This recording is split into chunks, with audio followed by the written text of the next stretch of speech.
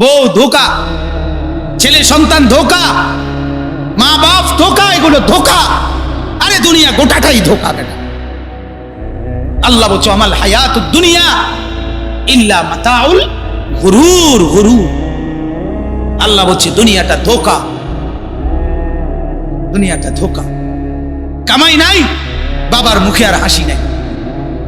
কামাই নাই, বিবির মুখে আর হাসি নাই। রোজগার নাই। হাজারো মা বাপ, আমি তো স্পষ্ট বলি, প্রতিদিন বলি এ কথা, মা বাপ গুলো পরিষ্কার বলে দেয় বেটা পড়লে ফর, না হলে বিদের জায়গা।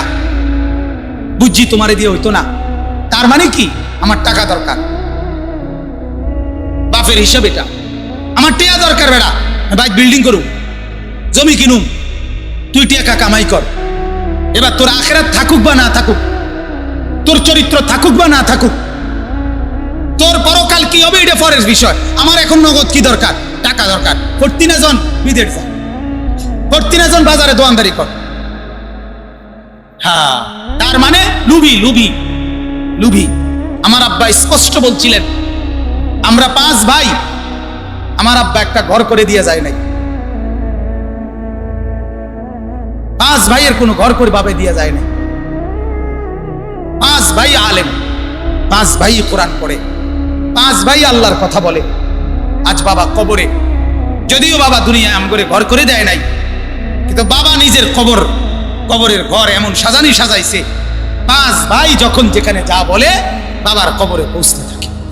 আর আমরা 5 ভাইয়েরও বাবার মৃত্যুর পরে, আমার আব্বার ইন্তেকালের পরে, আশ্চর্যের কথা হলো আমরা 5ও ভাই আলাদা আলাদা জায়গাও কিনছি এবং ঘর দুয়ারের কাজও করতেছি, বিল্ডিং এর কামও করতেছি। আমি বুঝছি যে বাবা ঘরে না করে দিয়া যায় নাই, দোয়া তো করে দিয়ে গেছে, আল্লাহ তৌফিক দিছে। কথা বুঝেন না? 5 জনের এখন আলাদা আলাদা কি হয়েছে? বাড়ি হয়েছে।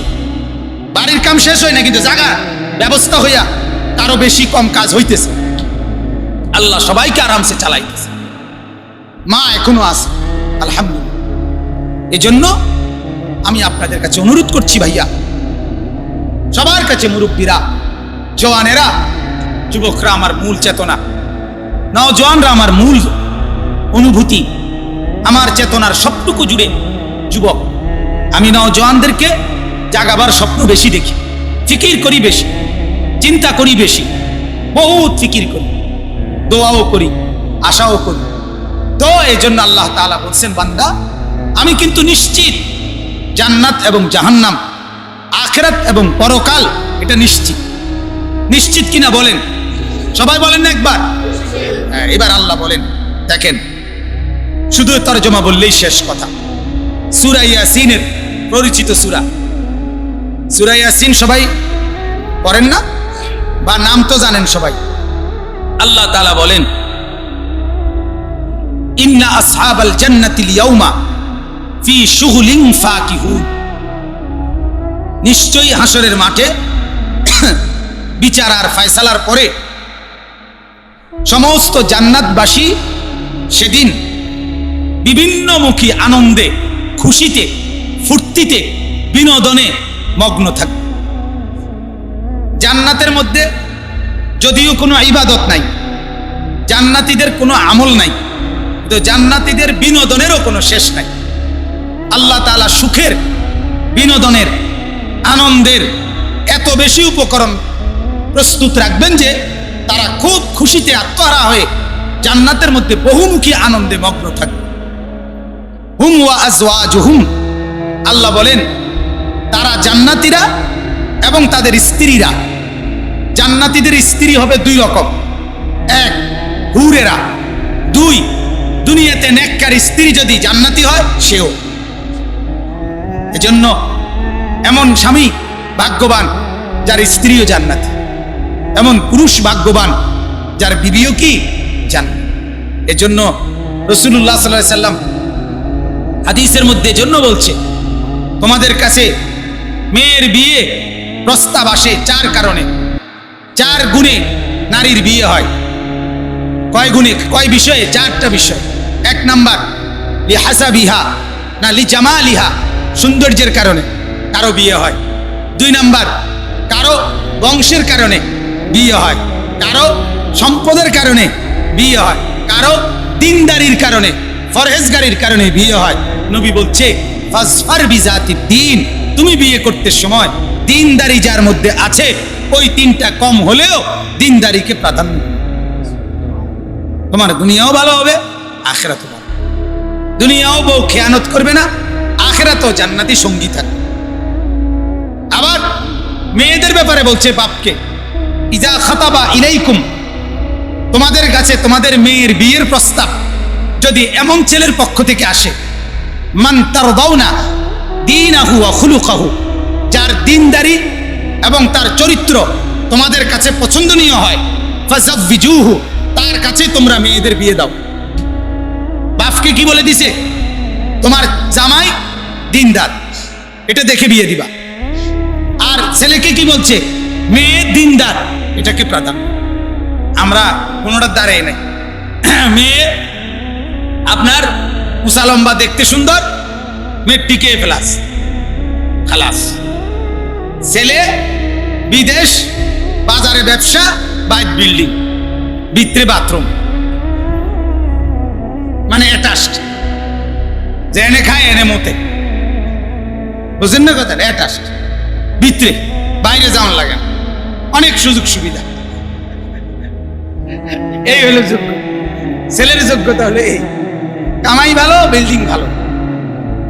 মেয়ের যোগ্যতা হলো উঁচা লম্বা, সুন্দর, মেট্রিকে প্লাস। তো আল্লাহ তাআলা বলেন তাওহীদ, রিসালত, আখিরাতকে দৃঢ়তার সাথে দিলে বসানো, মজবুতের সাথে। তাওহীদ মানে লা ইলাহা ইল্লাল্লাহ, রিসালত মানে মুহাম্মাদুর রাসূলুল্লাহ, আখিরাত মানে আমাদের সকলকে আমাদের এই নির্দিষ্ট হায়াত শেষ করে পরকালে আল্লাহ তাআলার কাছে যেতে হবে, পুনরুত্থান হবে, কবর থেকে পুনরায় উঠানো হবে, হাশরের একটা মাঠ কায়েম হবে, সেখানে বিচার হবে, ফয়সালা হবে, এরপরে জান্নাত কিংবা জাহান্নাম মিলবে। এই বিষয়গুলোকে মেনে নেওয়া, দিলে বসিয়ে রাখা, এই বিষয়ের আলোকে নিজের জীবনকে পরিচালনা করা, এটাকে আখিরাত। এই তিন জিনিস, তাওহীদ, রিসালত, আখিরাত, এটাকে পূর্ণভাবে নিজের দিলে বসানো, মন্দ আচরণগুলো দিল থেকে সরানো, উত্তম আচরণগুলো দিলে বসানো। এবং জীবনের পাঁচটি অংশ আমাদের, ঈমান মানে আকায়েদ, বিশ্বাসগত কিছু বিষয়, ইবাদাত মানে আমল, আমলগত কিছু বিষয়, মুআমালাত লেনদেন, পরস্পরের মধ্যে লেনদেন সম্পর্কিত কিছু বিষয়, মুআশারাত সামাজিক আচার আচরণ, পরস্পরের আচার ব্যবহার, মায়ের সাথে আচরণ, বাবার সাথে আচরণ, স্ত্রীর সাথে আচরণ, সন্তানদের সাথে আচরণ, আত্মীয়দের সাথে আচরণ, মহল্লাবাসীর সাথে আচরণ, প্রতিবেশীর সাথে আচরণ, এরকম আচরণ। আর হলো আখলাক, নিজের চরিত্র। এই পাঁচটা বিষয়কে ঠিক করা, আমার আকায়েদ ঠিক করা, ইবাদত ঠিক করা, মুআমালাত ঠিক করা, মুআশারাত ঠিক করা, আখলাক ঠিক করা। এক কথায় নিজেকে ইসলামের আলোকে গড়ে তোলা, নিজের জীবনকে সাজিয়ে তোলা। এটা হলো তাজকিয়ার, ইসলাহে নফসের, ইসলাহি মুজলিসের মূল লক্ষ্য উদ্দেশ্য।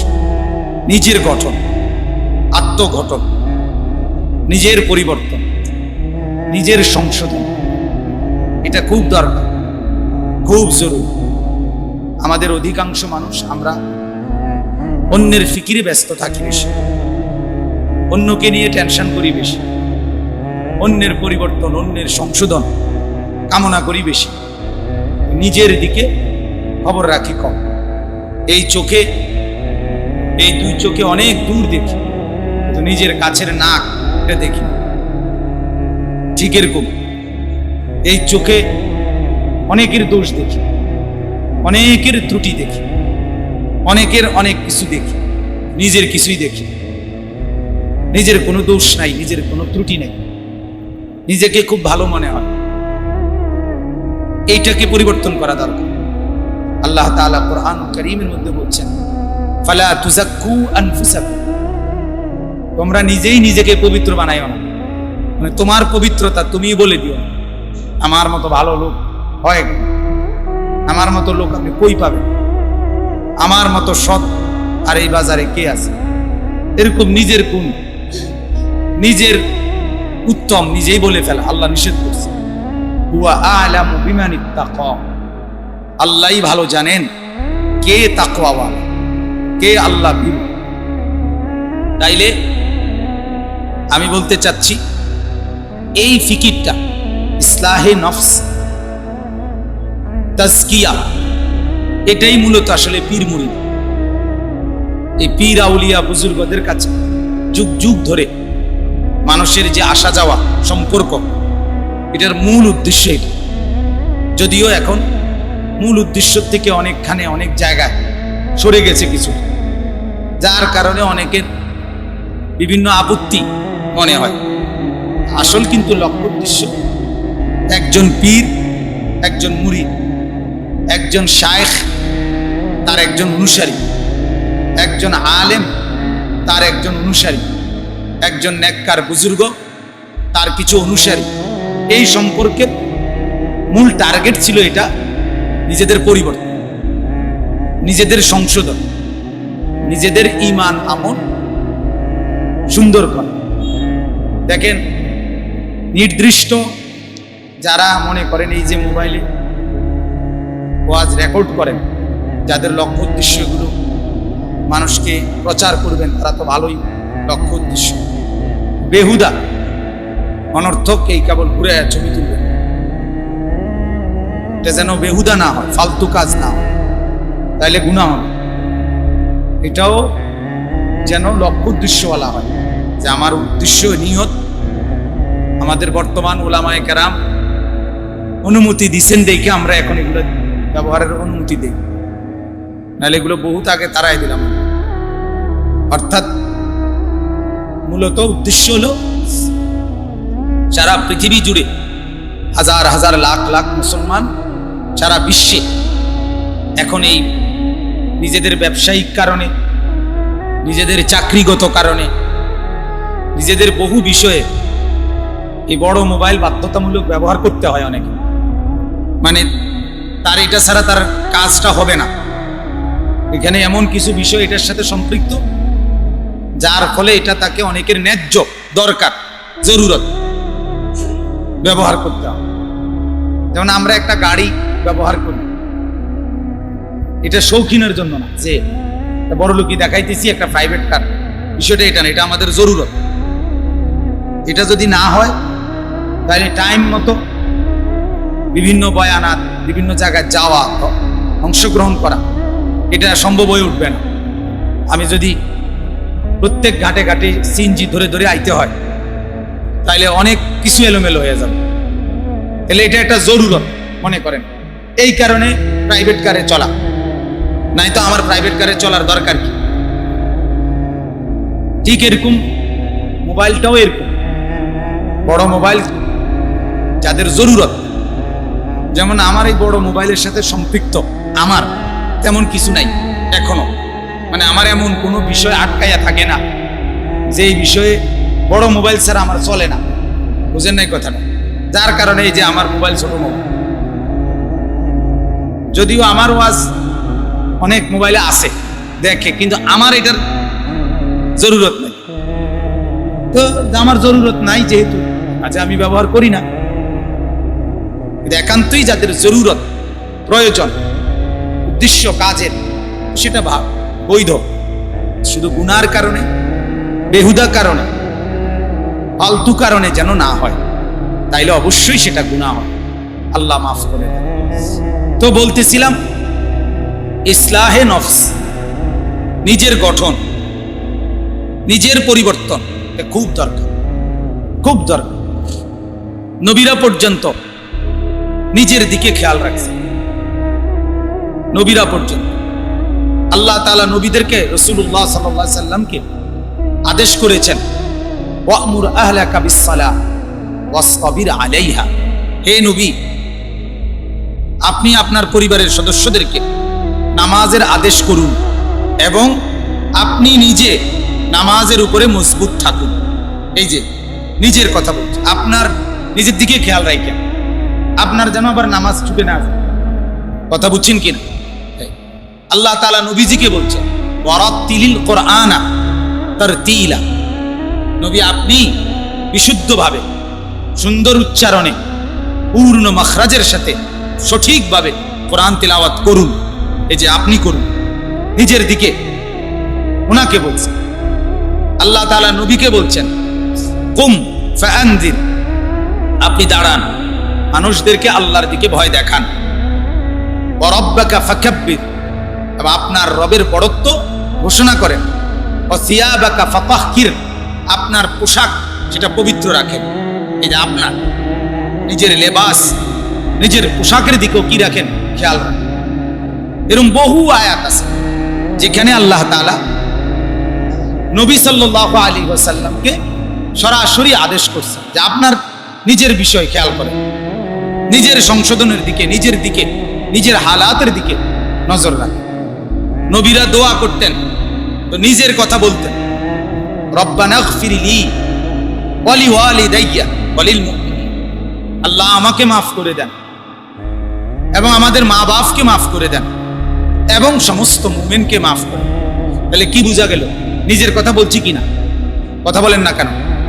আগে বলছি না নিজের কথা, যে আল্লাহ আমাকে মাফ করেন। আমাদের নবী সাল্লাল্লাহু আলাইহি সাল্লাম দোয়া করতেন, আল্লাহুম্মা হাসিবনি হিসাবান ইয়াসীরা। আল্লাহ আমার হিসাব হাসরের মাঠে সহজ করে দেন। তাহলে নিজের কথা বলছি কিনা বলেন? এরপরে নবীজি দোয়া করতেন, আল্লাহুম্মা আইন্নি আলা যিকরিকা ওয়া শুকরিকা ওয়া হুসনি ইবাদাত। আল্লাহ আপনার ইবাদত, আপনার জিকির, আপনার শুকর ভালোভাবে আদায় করার জন্য আমাকে সাহায্য করেন। এই যে নিজের, তাহলে ভাই এই কথা বলার উদ্দেশ্য হলো নিজের ফিকির করা। ইয়া আইয়ুহাল্লাযীনা আমানু কু আনফুসাকুম ওয়া আহলিকুম। আল্লাহ বলেন, হে ঈমানদার, হে মুমিন, তোমার নিজেকে রক্ষা করো এবং অতঃপর পরিবারের সদস্যদেরকে বাঁচাও জাহান্নামের আগুন থেকে। তাহলে নিজেকে রক্ষা করো। তাহলে নিজের রক্ষা করা এটা জরুরি কিনা বলেন? কথা বলেন। আল্লাহ তাআলা বলেন, ইয়া আইয়ুহাল্লাযীনা আমানু আলাইকুম আনফুসাকুম। এটাও একই কথা। হে ঈমানদার মুমিনগণ, তোমরা প্রত্যেকেই নিজেদেরকে আঁকড়িয়ে ধরো। আজ আমরা অনেক সময় সন্তানের সুন্দর করতে গিয়ে, বিবি বাচ্চার সুখের দিকে তাকায়া, বাড়ি দালান বিল্ডিং তাদের জন্য করে দিতে গিয়ে নিজের আখিরাত বরবাদ করে, নিজে সুদে টাকা নিয়া সন্তানের মুখে হাসি ফুটাইতেছে, হারাম রোজগার করে বিবি বাচ্চার মুখে হাসি ফুটা, অবৈধ উপার্জন করে দালান বিল্ডিং করে সংসারের সবাইকে খুশি করে নিজের জাহান্নাম বরাদ্দ করে তারপরে তাদের মুখে হাসি ফুটা। এটা তো ইনসাফেরও কথা না, এটা আল্লাহরও কথা না, এটা কোরআনেরও কথা না, এটা রাসূলের কথাও না, এটা যুক্তিরও কথা, এটা বুদ্ধিমানের কাজ না। অতএব প্রত্যেককে ফিকির করা যে আমার পরিবর্তন এটা জরুরি, সমাজের পরিবর্তন এটাও জরুরি, পরিবারের পরিবর্তন এটাও জরুরি, দেশের পরিবর্তন এটাও জরুরি, জাতির পরিবর্তন এটাও দরকার, গোটা পৃথিবীর পরিবর্তন এটাও দরকার। সবার আগে আমার নিজে বদলে যাওয়া দরকার, আমি ভালো হওয়া দরকার, আমার সংশোধন দরকার, আমার মধ্যে পুরা দিন আসা দরকার, আমার মধ্যে সুন্নত থাকা দরকার, আমার মধ্যে ইসলাম থাকা দরকার। এই অনুভূতি, এই ফিকির, এই চেতনা, এই জজবা, এটাই হলো ইসলাহি মাহফিল।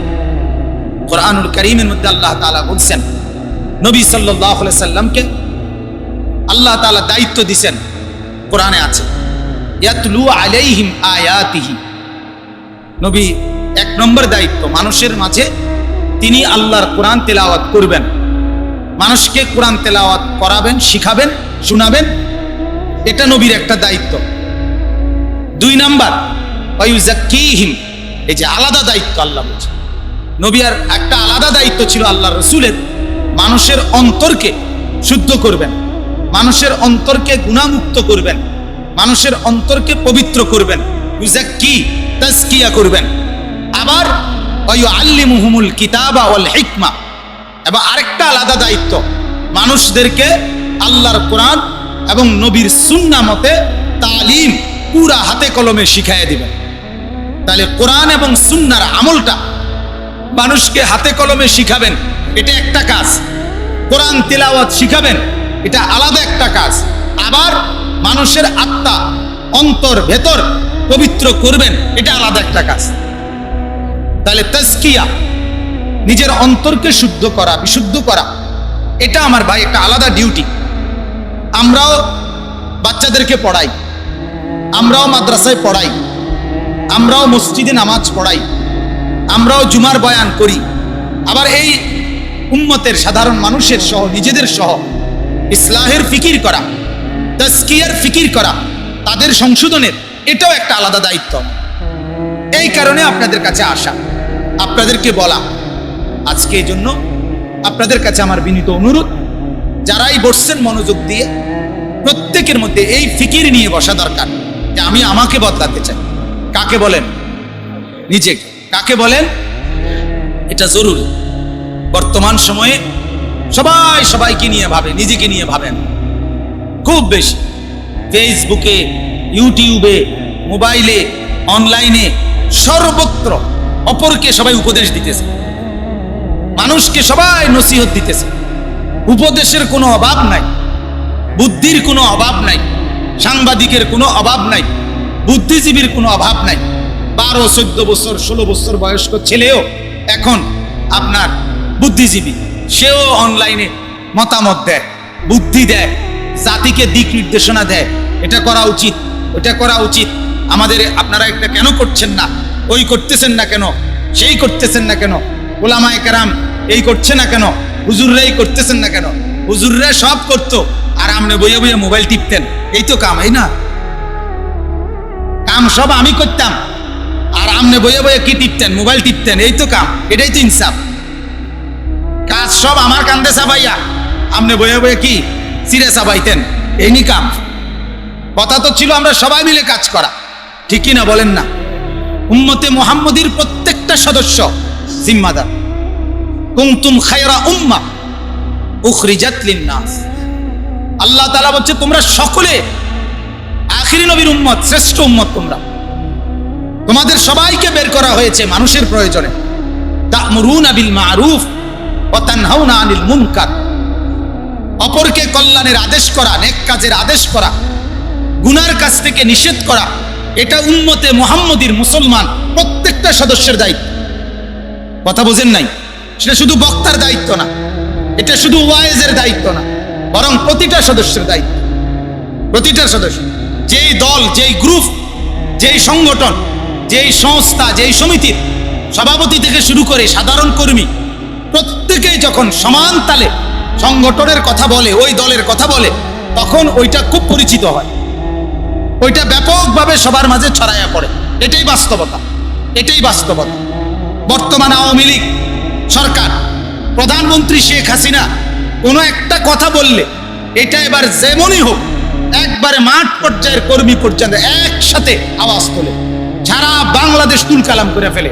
এটা নেত্রী বলছে, কথা শেষ। কথা বোঝেন নাই আপনার?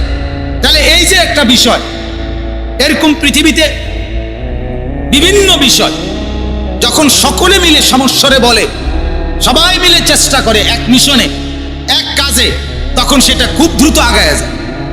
আমাদের দুর্ভাগ্য হলো আমাদের প্রজন্ম, বর্তমান যুবক, এরা টোটালি কোনো দায়িত্ব কাঁধে নিতে চায় না। আকসার বেশতর, অধিকাংশই কোনো জিম্মাদারি কাঁধে দিতে রাজি না। এরা সম্পূর্ণ স্বাধীনভাবে একাকী নিজের খেয়াল খুশি মতো, খামখেয়ালি মতো চলতে চায়, যেমন মন চায় তার। কারো তত্ত্বাবধান, কারো অধীনতা স্বীকার করা, কারো নেগরানিতে কাজ করা, এটা আমাদের বুজুর্গদের, পূর্ববর্তী মুসলমানদের ইতিহাসের শুরু থেকে, ইসলামের শুরু থেকে এটাই নিয়ম ছিল। রাসূলুল্লাহ সাল্লাল্লাহু আলাইহি ওয়াসাল্লামের অধীনে সাহাবায়ে কেরাম দ্বীনের কাজ করছেন, খলিফাদের অধীনে অন্যান্যরা কাজ করছেন, কোনো না কোনো বুজুর্গের অধীনে পরবর্তীরা কাজ করছেন, ফলে ইসলাম আগায় গেছে। আমরা কিতাবে পড়ছি, একটা ছোট্ট উদাহরণ দিলে বুঝবেন। ইমাম আজম আবু হানিফা রহমতুল্লাহ আলাই, ইমাম আবু হানিফার একজন বিখ্যাত ছাত্র ছিল ইমাম আবু ইউসুফ রহমতুল্লাহ আলাই।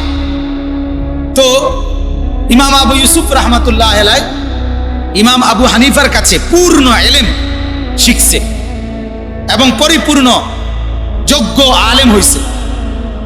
তো আলেম হওয়ার পরে এখন তিনি কোরআন সুন্নাহ মাসআলা সব বুঝে এবং নিজে নিজে আপনার মাসআলা গবেষণা করে বের করতে পারে।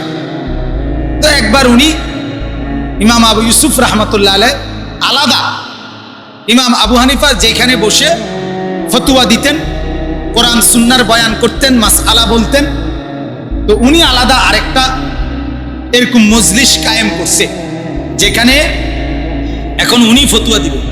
কেডা? ওই উনার ছাত্র ইমাম আবু ইউসুফ। এখন ইমামে আজম আবু হানিফা রহমতুল্লাহ আলাই তিনি এখনো উনাকে আলাদা মজলিস কায়েম করা এটার অনুমতি এখনো দেয় নাই। এরই মধ্যে উনি এটা চালু করতে চাইছে, অনেকের অনুরোধে শুরু করছে মাত্র। ইমাম আজম আবু হানিফা ইচ্ছা করে ওনার একজন শাগরিদকে একটা মাসআলা উনি বলে রেডি করে হচ্ছে, যাও তুমি গিয়ে ওই মজলিসে আবু ইউসুফকে এই মাসআলাটা জিজ্ঞাসা করো, যাও তুমি জিগাও। পরে এই শাগরিদ গিয়ে ইমাম আবু ইউসুফ রহমতুল্লাহ আলাইকে জিজ্ঞেস করছে, উনি আর এটার উত্তর বলতে পারেন। বুঝেন না কথা? উনি বুঝছে যে এই মাসআলা তো আর আমি বুঝতেছি না। পরে জলদি ইমাম আবু হানিফা রহমতুল্লাহর কাছে ফিরে আসছে, ওনার উস্তাদ, ওনার মূল শায়েখ। তো আয়েশা বলছে, হযরত এভাবে একজন আমাকে এই মাসআলা জিজ্ঞেস করছে, আমি তো কোনো জবাব দিতে পারতেছি না, এটার জবাব আপনি বলে দেন। ইমাম আবু হানিফা তো জানে কে মাসলা বলছে, কি বলছে, বুঝেন না? এটা তো উনিই পাঠাইছে। তখন এই একটা কথা ইমাম আবু হানিফা, সবাই যে কোনো লাইনের ছেলে সবাই শোনেন মিয়া, তখন ইমাম আবু হানিফা একটা কথা বলছে ওই আবু ইউসুফকে, আরবি বাক্য, তাজাব্বাবতা ক্বাবলা আন তুহাসরিমা, বলছে সবে মাত্র আঙ্গুর হতে লাগলে এরই মধ্যে কিসমিস হয়ে গেলে। বুঝেন নাই? সবে মাত্র আঙ্গুর হতে শুরু করলে এরই মধ্যে কি হয়ে গেল? কিসমিস হয়ে গেল। তার মানে আঙ্গুর না হবে মাত্র শহীদ হইতেছে, এরপরে না বহু সময় পর এটাকে শুকাইলে এরপরে না কি হবে? কিসমিস হবে। এখনো ভালো করে আঙ্গুর হওয়ার আগেই তো তুমি কি বনে গেল? কিসমিস হয়ে বনে গেল। তার মানে নিজেকে এখনো পূর্ণ মুরব্বির তত্ত্বাবধানে নিজেকে পূর্ণ গঠন করার আগেই তুমি বসে গেলা ফতোয়া দিতে। তার মানে তো তুমি আঙ্গুর পূর্ণ হওয়ার আগেই কিসমিস বনে গেল। আর কোনোদিন উনি কি করেন নাই? আলাদা মজলিস কায়েম করে নাই, বরং ইমাম আবু হানিফার কাছেই উনার মৃত্যু পর্যন্ত থাকছেন। আমার ভাই, অতএব আমি আপনাদের কাছে এটাই বলতে চাই, একজন মুরব্বী, একজন মুজাক্কি, অর্থাৎ যিনি আপনাকে নিগরানি করবেন, আপনাকে তত্ত্বাবধান করবেন, আপনাকে ভালো মন্দ দেখবেন, আপনার দুনিয়া আখিরাত এই বিষয়ে খেয়াল রাখবেন, চলাফেরা, কথাবার্তা, উঠা বসা, লেনদেন, আচার ব্যবহার, উচ্চারণ, সব কিছু এরকম কারো তত্ত্বাবধানে চললে, স্কুলের হোক, কলেজের হোক, ইউনিভার্সিটির হোক, জেনারেল শিক্ষিত মুসলমান, তো কথা বলেন না, সবাই আমরা মুসলমান না? এই প্রত্যেকটা ইমানদারের উচিত, প্রত্যেকটা মুসলমানের উচিত কোনো না কোনো আল্লাহওয়ালা, কোনো না কোনো মুত্তাকি, কোনো না কোনো ফরহেজগার বুজুর্গ আলেমের কাছে নিজেকে সুপর্দ করে, ওনার তত্ত্বাবধান, ওনার পরামর্শে চল, তাইলে দুনিয়াও সুন্দর হয়, আখিরাতও সুন্দর। বাংলাদেশের বুয়েট প্রকৌশল বিশ্ববিদ্যালয় যেটা, এই বুয়েটের একজন প্রফেসর, উনি জেনারেল শিক্ষিত এবং বড় ইঞ্জিনিয়ার, প্রফেসর হামিদুর রহমান, এখনো জীবিত আছেন, বয়স্ক মুরব্বী প্রফেসর হামিদুর রহমান। আপনারা নেটে সার্চ দিলেও ওনার অনেক বয়ান পাবেন। উনি একজন বুয়েটের প্রফেসর, একজন ইঞ্জিনিয়ার, তিনি হযরত মুহাম্মদুল্লাহ হাফিজি হুজুর রাহমাতুল্লাহ আলাইহি, হাকিমুল উম্মত মুজাদ্দিদুল মিল্লাত হযরত মাওলানা শাহ আশরাফ আলী থানভী রাহমাতুল্লাহ আলাইহি, উনার খলিফা, বাংলাদেশের এক সময়ের শ্রেষ্ঠ বুজুর্গ ছিলেন হাফিজি হুজুর রাহমাতুল্লাহ আলাইহি। উনার হাতে বায়াত হইছেন, বায়াত ইঞ্জিনিয়ার তখন বুয়েটে বায়াত হওয়ার পরে হাফিজি হুজুর রাহমাতুল্লাহ আলাইহি ওনাকে বলছে, তুমি আলিফ বা তা সা সূরা কেরাত কায়দা শিখো নতুন করে। এগুলো উনার কথা মতো শিখছেন। এরপরে বলছেন, হযরত আমি এখন কোরআন পড়তে পারি। তখন কামরাঙ্গীর চর হাফিজি হুজুর রাহমাতুল্লাহ আলাইহির মাদ্রাসা নুরিয়া এখনো আছে। ওই মাদ্রাসায় বলছে যে ছোট মক্তবের বাচ্চাদেরকে এই প্রফেসর সাহেবকে বলছে এগুলোরে পড়াও, আলিফ বা তা পড়াও। তো পড়াইছে। পড়ানোর পরে যেদিন আইসা বলছে হযরত পড়াইছি, শুনছে উনি হাফিজি হুজুর রাহমাতুল্লাহ আলাইহি, তখন জড়াইয়া ধইরা কপালে চুমা দিছে। আজকে এই বুয়েটে শত শত ইঞ্জিনিয়ার, বহু শত ইঞ্জিনিয়ার সব এই প্রফেসর হামিদুর রহমানের মুরিদ, এবং উনি হাফিজি হুজুরের মতো এত বড় বুজুর্গের খলিফা, অথচ জেনারেল শিক্ষিত, অথচ জেনারেল শিক্ষিত মানুষ। কিন্তু আধ্যাত্মিকতার লাইনে বাংলাদেশের বড় বড় আলেম ওনার মুরিদ, এই প্রফেসর হামিদুর রহমানের, শেখুল হাদিস মুহাদ্দিস ওনার মুরিদ। বুঝেন নাই কথাটা? বাংলাদেশে বর্তমানে গাজীপুর কাপাসিয়া একটা জায়গা আছে, কাপাসিয়া, এখানে একটা কলেজ আছে, শহীদ তাজউদ্দিন কলেজ, ডিগ্রি কলেজ। এই ডিগ্রি কলেজের যিনি প্রিন্সিপাল, রানিং প্রিন্সিপাল, অধ্যক্ষ মিজানুর রহমান চৌধুরী, শায়েখে দেওনা, বাংলাদেশের আপনার এত বড় বুজুর্গ উনি, যে থানভী রহমাতুল্লাহ আলাইহির সর্বশেষ খলিফা, ভারতের হারদুই একটা জায়গা আছে, ওই জায়গার বিখ্যাত বুজুর্গ হযরত মাওলানা শাহ আবরারুল হক রাহমাতুল্লাহ আলাইহি, যার খলিফা হইলেন আমাদের যাত্রাবাড়ি হযরত, বর্তমান বাংলাদেশের সবচেয়ে বড় কওমি মাদ্রাসার মুরব্বী হযরত মাওলানা মাহমুদুল হাসান সাহেব, উনার খলিফা, আবরারুল হক সাহেবের খলিফা। এই উনি আর এই দেওনার হযরত একজন জেনারেল শিক্ষিত কলেজের প্রিন্সিপাল, উনিও এই শাহ আবরারুল হক রাহমাতুল্লাহ আলাইহির খলিফা, এবং বাংলাদেশের বিখ্যাত সব আলেম সব এই প্রফেসর সাহেবের, এই অধ্যক্ষ সাহেবের মুরিদ এবং খলিফা। বাংলাদেশের শ্রেষ্ঠ এখন কারাগারে বন্দী আল্লামা খালেদ সাইফুল্লাহ আইয়ুবী সাহেব, উনার পীর হলো এই অধ্যক্ষ মিজানুর রহমান চৌধুরী। বাংলাদেশ এখন কারাগারে আছেন আল্লামা জুনায়েদ আল হাবিব, বাংলাদেশের শ্রেষ্ঠ একজন আলেম, ওনার পীর হলো এই অধ্যক্ষ মিজানুর রহমান চৌধুরী। এরকম বড় বড় আলেম, বিখ্যাত আলেম সব বাংলাদেশের, অথচ ওনাদের পীরের কি, উনি হলেন একজন কি জেনারেল শিক্ষিত মানুষ, হাকিমুল উম্মত মুজাদ্দিদুল মিল্লাত হযরত মাওলানা শাহ আশরাফ আলী থানভী রাহমাতুল্লাহ আলাইহি। এই গোটা ভারতীয় উপমহাদেশের সর্বশ্রেষ্ঠ বুজুর্গ যাকে বলে, শ্রেষ্ঠতম আধ্যাত্মিক সাধক যাকে বলে, উনার সবচেয়ে বড় খলিফা যিনি ছিলেন, উনি ছিলেন একজন জেনারেল শিক্ষিত মানুষ। তৎকালীন ব্রিটিশ আমলে যিনি কালেক্টর অফিসে, কালেক্টর অফিস বুঝুন তো, সরকারি কি অফিস কয়, কালেক্টরি অফিস মানে ভূমি অফিস নাকি? কালেক্টর বোঝেন না? এর বাংলা কি? না, ভূমি অফিস। তৎকালীন ব্রিটিশ আমলে বাংলাদেশে, মানে আমাদের এই উপমহাদেশে, একজন মুসলমান সর্বোচ্চ এই কালেক্টর অফিসের ডেপুটি, ডেপুটি কালেক্টর এদূর পর্যন্ত পদ পাইত। এর উপরে কালেক্টর মানে এটা ব্রিটিশ হইতো, কোনো খ্রিস্টান মুসলমানদেরকে এই পদ দিত না, সর্বোচ্চ পদে ছিল মুসলমানদের এদূর। এই উনি তৎকালীন ব্রিটিশ আমলে খাজা আজিজুল হাসান মজজুব, আজিজুল হাসান ওনার নাম, উনি ছিলেন ডেপুটি কালেক্টর আপনার, অর্থাৎ হিসাব বিভাগের কর্মকর্তা। কালেক্টর মানে হিসাব, হিসাব। এই আপনার এই উচ্চ পর্যায়ে এই জেনারেল শিক্ষিত একজন কালেক্টর ছিলেন তিনি, কিন্তু তিনি ছিলেন পরবর্তী জামানায় থানভী রহমাতুল্লাহর শ্রেষ্ঠ খলিফা, অগণিত আলেম ওনার বায়াত ছিল, ওনার মুরিদ ছিল। তাহলে আমার বলার উদ্দেশ্য হলো, স্কুলে পড়েন, কলেজে পড়েন, ইউনিভার্সিটিতে পড়েন, রিক্সাওয়ালা হন, ঠেলাওয়ালা হন, কুলিওয়ালা হন, দিনমজুর হন, ব্যবসায়ী হন, চাকরিজীবী হন, যে লাইনে আছেন, প্রত্যেকটা মুসলমানের উচিত কোনো না কোনো একজন আল্লাহওয়ালা, কোনো না কোনো একজন বুজুর্গ, কোনো না কোনো একজন হক্কানি রব্বানি মুত্তাকি আলেম বুজুর্গের কাছে নিজের আসা যাওয়া অব্যাহত রাখা, তার সাথে সম্পর্ক রাখা, তার দিক নির্দেশনা মতো নিজের জীবন পরিচালনা করা, এতে দুনিয়াও সুন্দর হয়, আখিরাতও সুন্দর।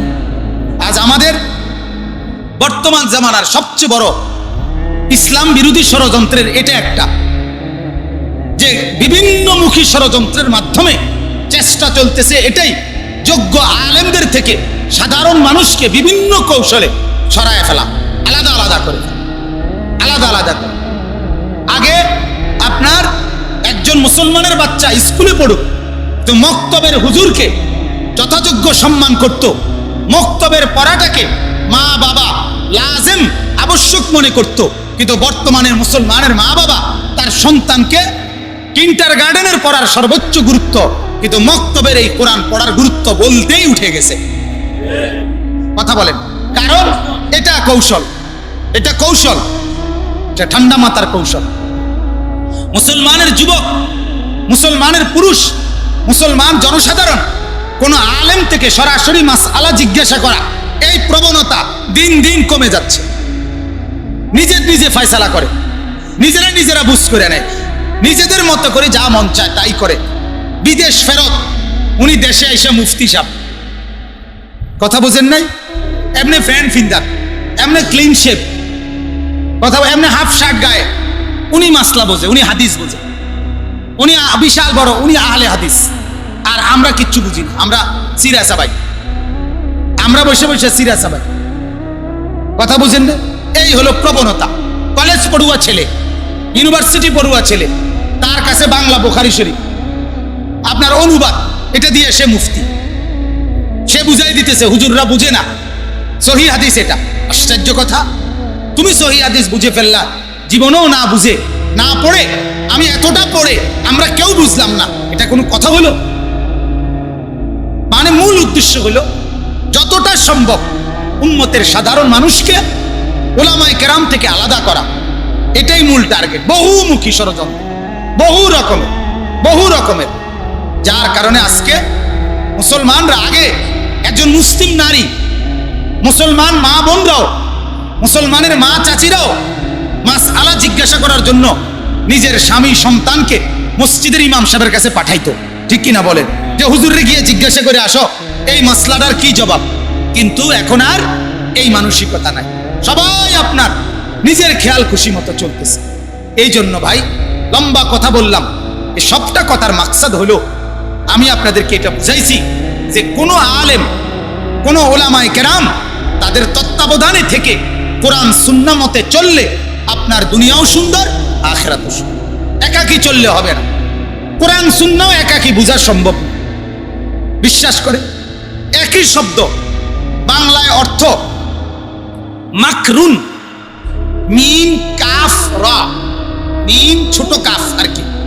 মাকরুন শব্দের অর্থ অভিধানে যে কোনো ডিকশনারিতে বাংলায় আছে চক্রান্ত, ষড়যন্ত্র। মাকরুন শব্দের অর্থ কি? চক্রান্ত। কিন্তু কোরআনে আছে ওয়া মাকারু ওয়া মাকারাল্লাহ, কাফেররা চক্রান্ত করেছে, আল্লাহ তাআলা তার চক্রান্তের মোকাবেলায় কৌশল প্রয়োগ করেছে।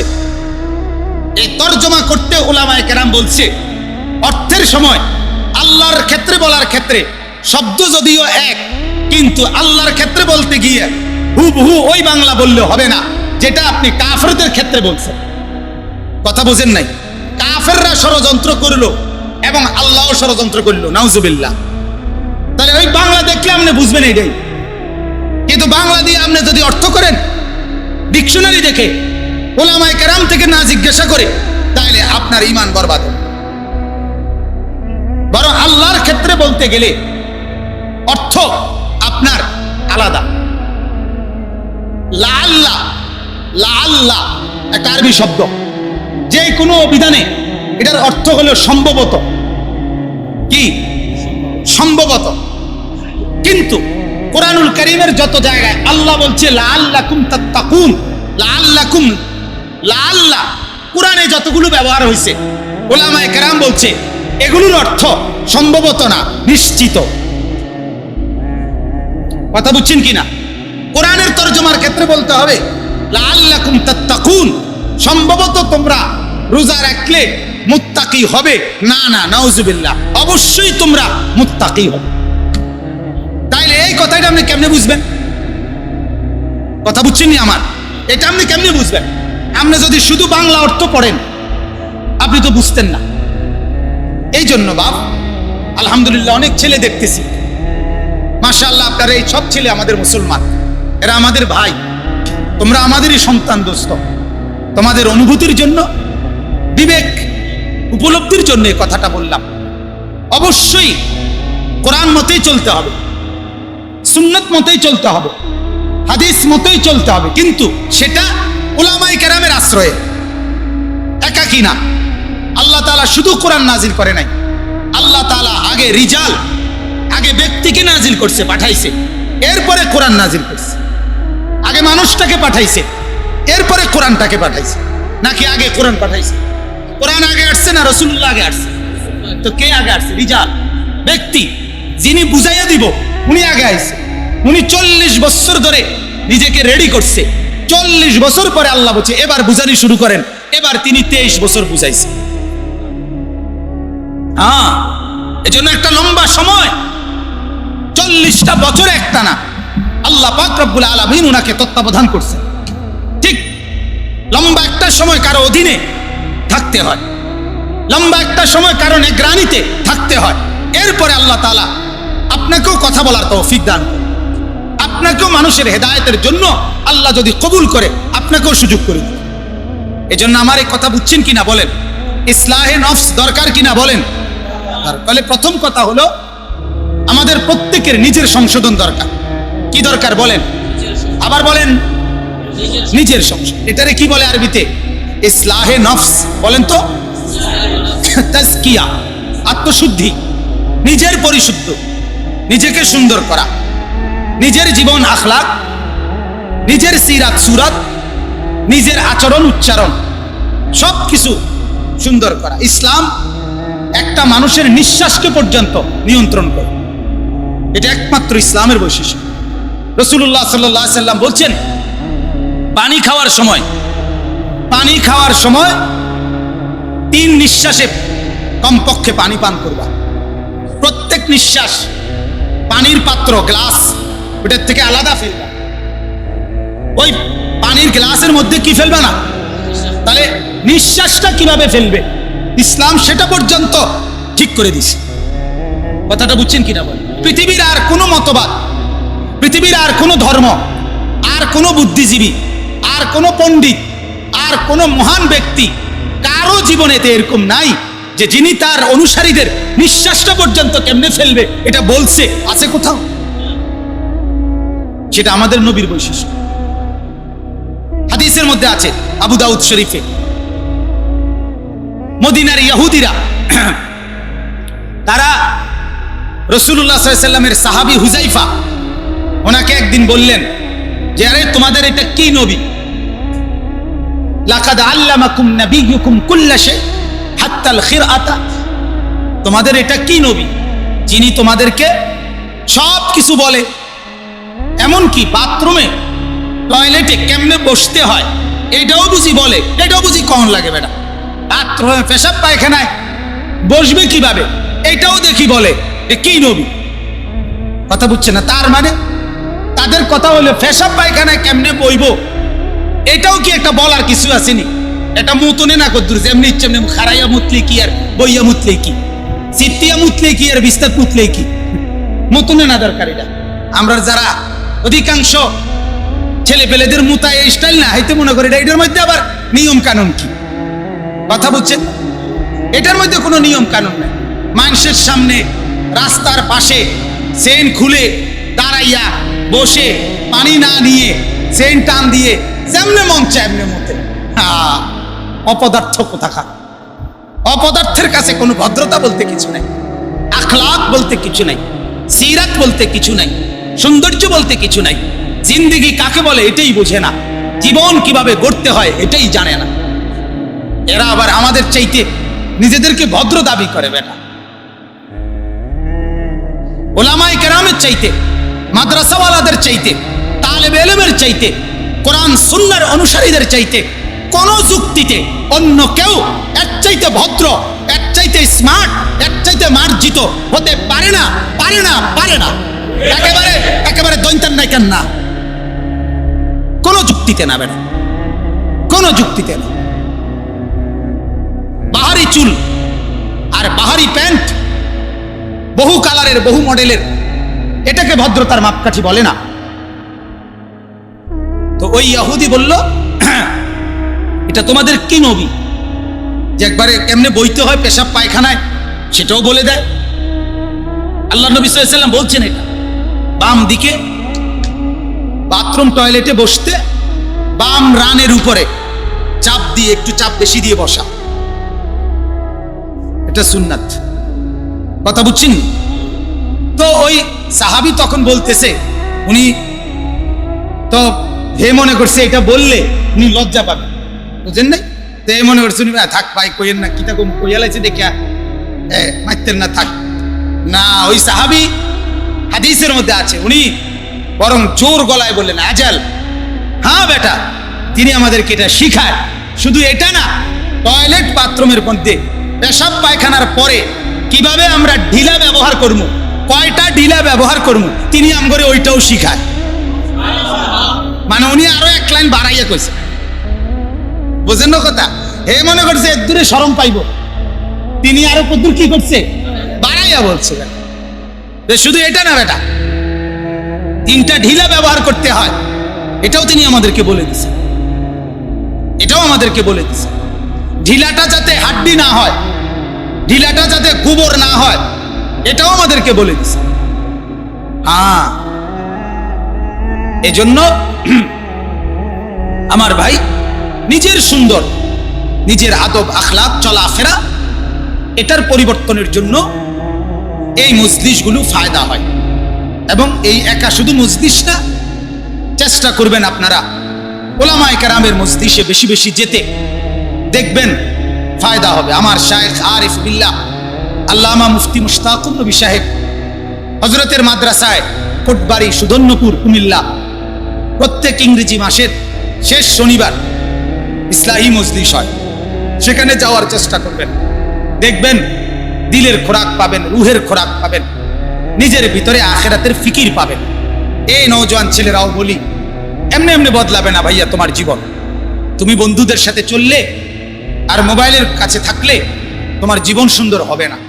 জীবন সুন্দর হওয়ার জন্য সুন্দর কোনো মানুষের কাছে যাইতে হবে, ভালো কোনো আখলাকওয়ালা লোকের কাছে যেতে হবে, যাকে দেখলে চোখের পানি আসে, যার কথা শুনলে কান্না আসে, যার কথা বসলে আখিরাতের কথা মনে হয়, পরকালের কথা মনে হয়, নিজের ভেতরে অনুভূতি আসে, নিজের ভেতরে বিবেক জাগে, বিবেক সজাগ হয়, অনুভূতি তীব্র হয়, তার কাছে বসা দরকার। এজন্য চেষ্টা করবেন। আমার মাদ্রাসায় আলহামদুলিল্লাহ গত মাস থেকে আমরা প্রতি ইংরেজি মাসের দ্বিতীয় শনিবার ইসলাহি মজলিস চালু করা হয়েছে। আপনাদের সবার দাওয়াত, মৌলানা মোহাম্মদ ওনাকে তো বলছি আপনার সাথে সব নিয়ে যাবেন, সবাই খাওয়া বলছি, সবার জন্য মেহমানদারের ইন্তজাম। তো সবাই যাওয়ার চেষ্টা করবেন। এই অক্টোবর মাসেরটা হয়ে গেছে, নভেম্বর মাসের 13 তারিখ উদ্দেশ্য আরো আছে, যত মজলিস হয় আপনারা গেলে ফায়দা হবে। আল্লাহ তাআলা আপনাদেরকে তৌফিক দান করেন, সকলেই বলেন আমিন। আমার ভাই, আমি আপনাদেরকে একটা উদাহরণ, কয়েকটা আয়াত শুনাইতে চাই।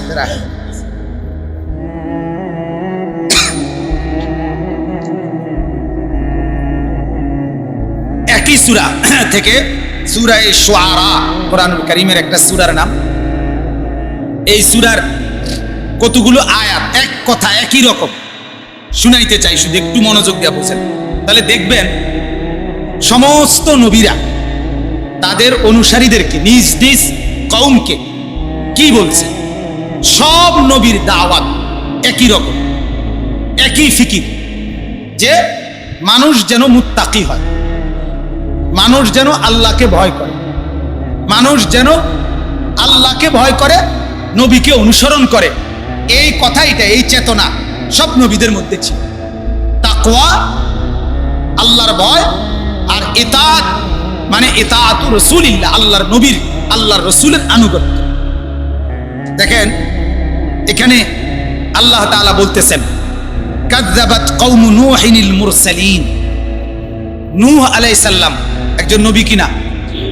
তার কওম, তার সম্প্রদায় রাসূলকে মিথ্যা মনে করেছে। আল্লাহ বলতেছেন মানে নূহ নবীকে, ইজ ক্বালা লাহুম আখুহুম, যখন নূহের কওমের নিকট তাদের ভাই নূহ, সমস্ত নবীকে আল্লাহ তাআলা ওই কওমের ভাই বলছে, অর্থাৎ সে তোমাদের অপরিচিত কেউ না, সে তোমাদেরই বংশের, তোমাদেরই এলাকার, তোমাদেরই জনপদের, তোমাদেরই জনগোষ্ঠীর। ভিন দেশ থেকে 7 সমুদ্র 13 নদী পার হয়ে, অথবা আকাশ থেকে, কিংবা মাটির তল থেকে, কিংবা আফ্রিকার জঙ্গল থেকে, কিংবা সমুদ্রের গভীর তলদেশ থেকে উঠে আসে নাই। সে তোমাদেরই সন্তান, তোমাদেরই এলাকার, তোমাদেরই পরিচিত মুখ। প্রত্যেক নবী সাবালক হওয়ার পরেই দ্বীনের দাওয়াত দেয় নাই। একটা নির্দিষ্ট সময় পার হওয়ার পরে আল্লাহ তাআলা অনুমতি দেওয়ার পর এরপরে দ্বীনের দাওয়াত দিয়েছে।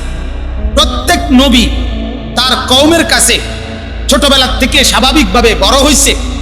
সমস্ত নবীর কওম স্বীকৃতি দিছে, ওই যুগে ওই নবী তাদের কওমের কোনো অন্যায়, অপরাধ, অশ্লীলতা, নাফরমানি, মূর্তি পূজা, কোনো রকমের শিরিক, কুফর, কোনো কিছুর সাথে জড়িত ছিল না। এটা প্রত্যেক কওম তাদের নবীর বেলায় স্বীকৃতি দিছে। কথা বোঝেন নাই? মানে এ কথা বলে নাই কোনো কওম, আরে অহনাইয়া নতুন কথা কও, এদিনে তো দেখছি তোমারে। কথা বুঝছেন না? ওই আমার এক আত্মীয় আছে, ওনার নাম হইল কাশেম। তো ভালো আলেম হইছে, দ্বীনি কথাবার্তাও বলে। তো ওনার চাচা, উনি ছোটবেলায় খুব দুষ্ট ছিল। তো ওনার চাচা একদিন কয়, কাশেম তুই অনুবাদ করস, ভালো ভালো কথা কস, তোর মনে আসেনি তুই তো কত গাছে উঠা, মানে উনি গাছে উঠা মানুষের ডাক দিত, ডাক দিলে কাছে আইলে নিচে বরাবর আইলে ও গাছের তে ভেসে করে দিত মাথা। বুঝে তো কইলো আর কি যে, কাশেম তুই অন ভালা ভালা কথা কস, তুই দি ছোট থাকতে কত মানুষের মাথা পুঁতে দিস। তো এটা তো হইল মানুষ স্বাভাবিক অন্যদের বেলা। তো কোন নবীর বেলায় ওনার কওমে কথা বলে নাই যে তোমারে তো দেখছি আগে সদর বদর, হ্যাঁ উল্টা পাল্টা না। প্রত্যেক নবী স্বীকৃতি দিছে কওম যে আমাদের মধ্যে সবচেয়ে ভদ্র, মার্জিত সে। সুবহানাল্লাহ। তো আল্লাহ তাআলা বলেন, কাযযাবাত কওমু নূহিনিল মুরসালিন, নূহ আলাইহিস সালামের কওম রাসূলকে মিথ্যা মনে করলো। ইদ ক্বালা লাহুম আখুহুম, যখন ওই কওমের ভাই নূহুম, এ নূহ মানে ভাই বলছে নবীকে আল্লাহ, যখন তাদেরকে বলল, আলা তাত্তাকুন, হে আমার কওম তোমরা আল্লাহকে কি ভয় করবা না? আলা তাত্তাকুন, তোমরা কি আল্লাহকে ভয় করবা না? এরপরে বলছে, ইন্নী লাকুম রাসূলুন আমিন, নিশ্চয়ই আমি তোমাদের জন্য বিশ্বস্ত রাসূল, আল্লাহর পক্ষ থেকে প্রেরিত, এবং আমি বিশ্বস্ত। আমি কোনো কথা খেয়ানত করি না, কোনো কথা মিথ্যা বলি না। যা বলছি রাসূল হিসাবে আল্লাহর পক্ষ থেকে বলছি, এবং তোমাদেরকে তাকওয়ার দাওয়াত দিতেছি। এরপরে নবীরা বলেন, ফাত্তাকুল্লাহ ওয়া আতিউন, অতএব হে আমার কওম আল্লাহকে ভয় করো আর আমার আনুগত্য করো। এরপরে বলেন, ওমা আসআলুকুম আলাইহি আজরান ইন আজরিয়া ইল্লা আলা রাব্বিল আলামিন, হে আমার জাতি এটা আমার বেতনভুক্ত চাকরি না, এর বিনিময়ে আমি নির্দিষ্ট কোনো অঙ্কের টাকা উজরত বিনিময় চাচ্ছি না তোমাদের কাছে। বরং আমার এই তোমাদেরকে ডাকা, তোমাদেরকে বলা, তোমাদেরকে তাকওয়ার উপদেশ দেওয়া, আমার আনুগত্যের সবক দেওয়া, আল্লাহর কথা বলা, এটার মাকসাদ, এটার প্রতিদান আমি আল্লাহ রব্বুল আলামিনের কাছেই কেবল চাই। এতে দেখেন এই নবী নূহ তার কওমকে কি বলছে? তাকওয়া। কি বলছে বলেন না? তাকওয়া। একই কথা দেখেন। এরপর আল্লাহ বলেন কাযযাবাত আদুল মুরসালিন। আদ একটা জাতি, ওই জাতির নবী ওনার নাম ছিল হুদ। ওই জাতীয় তাদের রাসূলকে মিথ্যা মনে করছে। ইজ ক্বালা লাহুম আখুহুম হুদুন, যখন তাদের ভাই, ওই কওমের ভাই হুদ তাদেরকে বলল আলা তাত্তাকুন, তোমরা আল্লাহকে কি ভয় করবে না? একই কথা। নূহ নবী কি বলছে? এটাই বলছে। এখন হুদ আলাইহিস সালাম কি বলছে? এটাই বলছে। ইন্নী লাকুম রাসূলুন আমিন।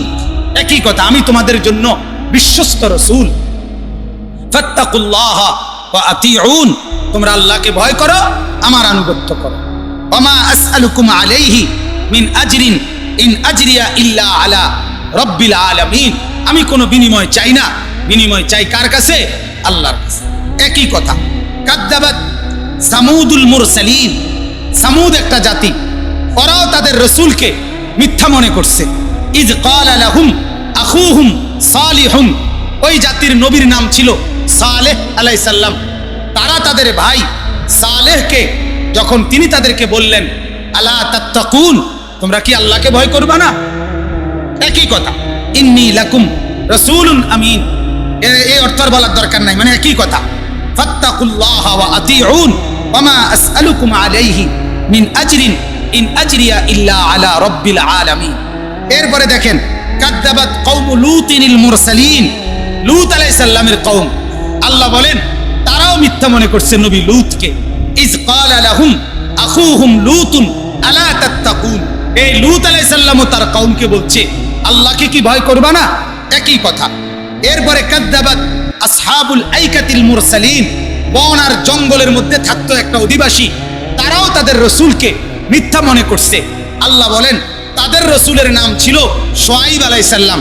ইজ ক্বালা লাহুম শুআইবুন আলা তাত্তাকুন, শুআইব তখন বলল তোমরা কি আল্লাহকে ভয় করবা না? ইন্নী লাকুম রাসূলুন আমিন, আমি তোমাদের বিশ্বস্ত রাসূল। এইভাবে আমার বাপ, এটাই আমি শুধু দেখাইলাম যে সমস্ত নবী একই কথা বলছে। ফাত্তাকুল্লাহ, কাকে ভয় করো? ওয়া আতিউন, এবং আমার আনুগত্য। আমাদের নবী আইসাও একই কথা বলছে। আজকে নবীর পরে নবীর ওয়ারিস উলামায়ে কেরামও একই কথা বলতেছে। আমরাও আপনাদেরকে এখন এই একই কথা বলতেছি, আল্লাহকে ভয় করেন, আল্লাহকে ভয় করেন, আল্লাহকে ভয় করেন, আল্লাহকে ভয় করেন, আল্লাহকে ভয় করেন। দোস্ত, আজ আমাদের জীবন থেকে এক পিঁপড়াকে আমরা ভয় পাই। এক পিঁপড়ার কামড়কেও আমরা নিজের মধ্যে হতে দেই না। একটা পিঁপড়া কামড় দোক, এটাও কেউ চায় না। একটা বিচ্ছু কামড় দোক, এটাও কেউ চায় না। প্রত্যেকেই নিজেকে সেফ করতে চায়।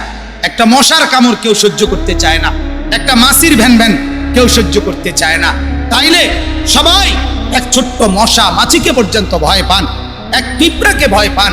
অথচ এই কায়নাতের মালিক আল্লাহকে কেন ভয় পান? জাহান্নামকে কেন ভয় পান না? কেন বলেন? আখিরাতকে কেন ভয় পান না? কবরকে কেন ভয় পান না? হাসরের মাঠকে কেন ভয় পান না? বিচারের ময়দানকে কেন ভয় পান না? মিজানের পাল্লাকে কেন ভয় পান না? ফুল সিরাত পার হওয়াটাকে কেন ভয় পান না? কেন? এগুলো মিথ্যা বলে না? কথা বলেন না, সবাই বলেন এগুলো মিথ্যা না? তাইলে এগুলো আফ্রিকার জঙ্গল আপনারা যারা দেখেন নাই, অথচ আপনারা আফ্রিকার জঙ্গলকে বিশ্বাস করেন না। আপনারা যারা এখানে বসছেন সবাই আমেরিকা দেখছেন চোখে চোখে সরাসরি, তো আমেরিকা আছে বিশ্বাস করেন না? লন্ডন বিশ্বাস করেন না? তাহলে এর চাইতে তো নিশ্চিত, এর চাইতে তো অকাট্য তথ্য, আল্লাহ যেটা বলছে এটা, রাসূল যেটা বলছে এটা, কোরআন যেটা বলছে সেটাকে কেন মানি না? কেন মানি না? আজ এতবার আপনাদেরকে আমরা বলতেছি যে গুনাহ মানে শয়তানকে অনুসরণ করা, গুনাহ মানে জাহান্নামে যাওয়ার জন্য নিজেকে প্রস্তুত করা, আল্লাহর নাফরমানি মানে, আল্লাহর অবাধ্যতা মানে নিজের বরবাদি করা, কবরের আযাবের জন্য নিজেকে রেডি করা, এটা কেন বুঝি না?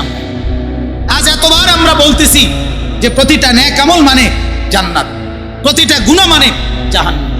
আল্লাহ কোরআনে বলছে, মান জাআ বিল হাসানা, যে একটা নেক আমল করবে, ফালাহু খায়রুম মিনহা, আমি তাকে এর বিনিময়ে উত্তম জায়গা জান্নাত দান করব। আবার আল্লাহ বলছে, মান জাআ বিসাইয়্যিআ, যে একটা গুনাহ করবা, ফাকুব্বাত বুজুহুহুম ফিন্নার, আমি তাকে উপর করে তার মাথা, কপাল, চোখ, নাক, মুখ এটা নিচের দিকে নামাইয়া পা দুইটা উপরের দিকে তুলে উপর করে হেসরাইয়া তাকে জাহান্নামের মধ্যে ফেলবে। আল্লাহ তাআলা বলে, আজকে নাফরমানি বান্দা, আমল নামা যদি বাম হাতে দেওয়া হয়, ফেরেশতা যখন তোমার বাম হাতে হাসরের ময়দানে আমল নামা দিবে, তুমি তখন চিৎকার করবা, চিৎকার করবা, চিৎকার, হাহাকার শুরু করবে আর বলবে, হালাকা আন্নি সুলতানিয়া, আমার বাদশাহী আজ, রাজত্ব ক্ষমতা চলে গেল। মা আগনা আন্নি মালিয়া, আমার মাল আর সম্পদ কোনো কাজে আসলো না। এটা বলতেই আল্লাহ তাআলা ফেরেশতাদেরকে বলবেন, খুজুহু ফাগুল্লু, এই ফেরেশতারা এই বেঈমান রে ধর, ধর, এরে ধর, এরে চিল্লাইতে দিবি না, এরে বাঁধে, এরে শক্ত করে বাঁধে। ফাগুল্লুহু অর্থ হলো শক্ত করে বাঁধে। সুম্মাল জাহিমা সাল্লু, অতঃপর বেঁধে তাকে জাহান্নামের মধ্যে ফেলে দিন। আমি আপনার কিছুদিন আগে খুলনা গেছিলাম, তো ফেরিঘাট পার হয়েছি, ফেরি যখন পার হই চাঁদপুর, ফেরির পারে যখন ফেরি এসে লাগছে নদীর পারে, তো এই লাগবার টাইমে এটাকে ফেরি মোটা, এরকম মোটা রশি, ভীষণ মোটা, এটাকে একটা গোল একটা এর মধ্যে কি করে ফ্যাঁস দেয়, এইটারে দেখলাম আপনার যখন এই 5-6টা ফ্যাঁস দিল, এরকম মোটা রশি, এই রশিটা যখন এরপরে যখন ফেরিটা এসে ধাক্কা লাগলো, মনে হয় যেন এই রশিটি কাট কাট কাট করে ছিঁড়ে যাইতেছে, এত শক্ত হইয়া কি হয়েছে ওটার মধ্যে লাগছে, সাথে সাথে কলিজাটার মধ্যে একটা কাঁপ দিয়া উঠছে। এই কথা আমি তখন আমার সাথে যারা ছিল তাদেরকে আমি তখন বলছিলাম, দোস্ত দেখো, এই ফেরির এই ঘাটের বাঁধা রশি যেমন টাইট করে বাঁধে, রব্বুল আলামিন সেদিন ফেরেশতাদেরকে বলবে, খুজুহু ফাগুল্লু, এই বেঈমান রে ধর, এর শক্ত করে বাঁধ দে, বাঁধে এদের। সুম্মাল জাহিমা সাল্লু, বাঁধ দিয়া এরপরে তারা জাহান্নামে ফেল। নওজোয়ানরা গুনার মধ্যে কি মজা পাইছো এই পর্যন্ত? যত নারীর ছবি দেখছো তত নারীর সাক্ষাৎ পাইছো কি? যত হিন্দি সিনেমার নর্তকী দেখছো, তাদের ছোঁয়া, তাদের জুতার ফানি কিংবা তাদের পায়ের ধুলি মাথায় মাখতে পারছো? তাদের চরণ ধুলিও তো পাও নাই, শুধু তো দেখেই গেলাম, শুধু তো দেখেই গেলাম। নামাজ না পড়ে কত শান্তি পাইছো এই পর্যন্ত? বলো না বাপ, কত শান্তি পাইছো? সমাজে ইজ্জত কি পাইছো বেনামাজি হইয়া? হ্যাঁ বলো না বাপ, কে তোমার কোন দামটা দিছে বলো?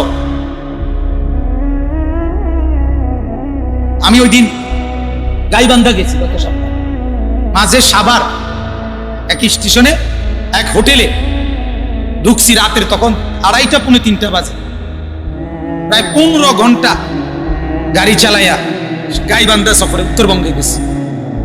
তো রাত্রের এই 2:30-3টার দিকে সাভারে এক হোটেলে কোনো কাস্টমার নাই, হোটেল খোলা, চা খাইতে ঢুকছি। এক আপনার এই গাড়ির গ্যারেজে না কিসের মধ্যে চাকরি করে একটা ছেলে, বালু সালু শরীর, গায়ের মধ্যে দৌড়াই আসছে। হঠাৎ আইসাই আমার একবার, হুজুর আমি আপনারে অনেক বয়ান শুনি, মোবাইলে আপনার খুব বয়ান শুনি, আমি হুজুর এই এখন যে নাস্তা যা খাইতেছেন এটার বিলটা হুজুর আমি দিই।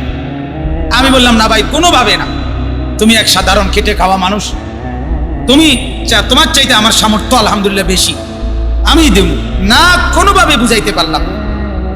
তো আমার তখন মনে হইল যে আমার সাথে আরেকজন ছিলেন, 2জন ছিলেন, তা আমরা আলাপ করলাম। আমি বললাম, বলেন, শুধুমাত্র আল্লাহর কোরআনের 2-4টা কথা বলা, আল্লাহর কালাম থেকে কিছু কথা বলার তৌফিক, এর উসিলায় আল্লাহ তাআলা রাতের 3টা বাজেও আল্লাহর বান্দাদের দিলে আল্লাহ তাআলা মহব্বত ঢেলে দিয়েছে। তুমি ইনসাফের সাথে বলো বন্ধু, তুমি কি মর্যাদা পাইছো? তোমার ফ্রেন্ড সার্কেল যারা, এই ফ্রেন্ড সার্কেল গুলো এরা তোমারে সম্মান করে, এরা তোমারে মহব্বত করে? ধোঁকা। এরা তো মজা না করে, সবাই ফুর্তি না করে, মহব্বত করে কই? সম্মান করে কই?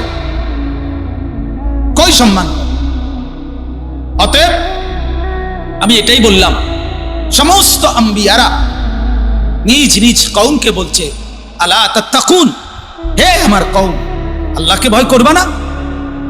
আমিও আপনাদেরকে বলি, আমরাও বলি আলা তাত্তাকুন, হে মসজিদবাসী, হে মহল্লাবাসী, আল্লাহকে ভয় করবেন না? বলেন, জবাব দেন, করবেন না আল্লাহকে ভয়? এখনো কি সময় হয় না? কখন সময়? আর কখন? আলা তাত্তাকুন, আলা তাত্তাকুন ইন্নী লাকুম রাসূলুন আমিন। অতএব দেখেন, এবার তরজমা শুনেন আল্লাহ তাআলা কোরআনুল কারীমের মধ্যে কি বলছে। আজ আমরা দফায় দফায় আপনাদেরকে বলছি একই কথা, ঘুরে ফিরে বাপ সব আলেমদের কথা একই, সব বুজুর্গদের কথা একই, কারণ কোরআন তো একটাই, হাদিস তো একটাই, ঠিক না বলেন? যে মাসে যেই আসুক, যিনি কথা বলুক, ঘুরে ফিরে কথা একটা, আল্লাহকে ভয় করো। ওই যে বললাম, নূহ আলাইহিস সালামও বললেন একই কথা, হুদ আলাইহিস সালামও বললেন একই কথা, শুআয়ব আলাইহিস সালামও বললেন একই কথা, লূত আলাইহিস সালামও বললেন একই কথা। সবাই বললেন আলা তাত্তাকুন, আলা তাত্তাকুন, আলা তাত্তাকুন ফাত্তাকুল্লাহ ওয়া আতিউন, হে আমার কওম, আল্লাহকে ভয় করো, আল্লাহকে ভয় করো। আজ নওজওয়ানরা কি বানায় ফেলছেন এক একজনের চেহারা। নামাজ না পড়ে জিন্দেগিটা কেমন বানায় ফেলছে। মা বোনগুলো যে বেপরদা, শান্তি বলতে তো নাই, শান্তি বলতে তো নাই। বউয়ে জামাইরে বিশ্বাস করে না, জামাই বউরে বিশ্বাস করে না, ফুলা মাইয়ারে বিশ্বাস করে না, মাইয়া ফুলারে বিশ্বাস করে না। আহা, এক এক ঘরে আপনারা আল্লাহর কসম, আমগো কাছে তো রাত্রিবেলা, দিনের বেলা হাজারো মানুষ মোবাইলে কথা বলে কান্দে, পারিবারিক কষ্টের কথা বলে কান্দে। 26 বছরের হুজুর, 26 বছরের রোজগার, আইসা দেখি ভাই বউয়ে কিচ্ছু রাখে নাই, সব তসতস করে দিছে। 18 বছরের সব সম্পদ কামাই রোজগারি বরবাদ করে দিছে। সেদিন এক ছেলে বলতেছে 9 বছর হুজুর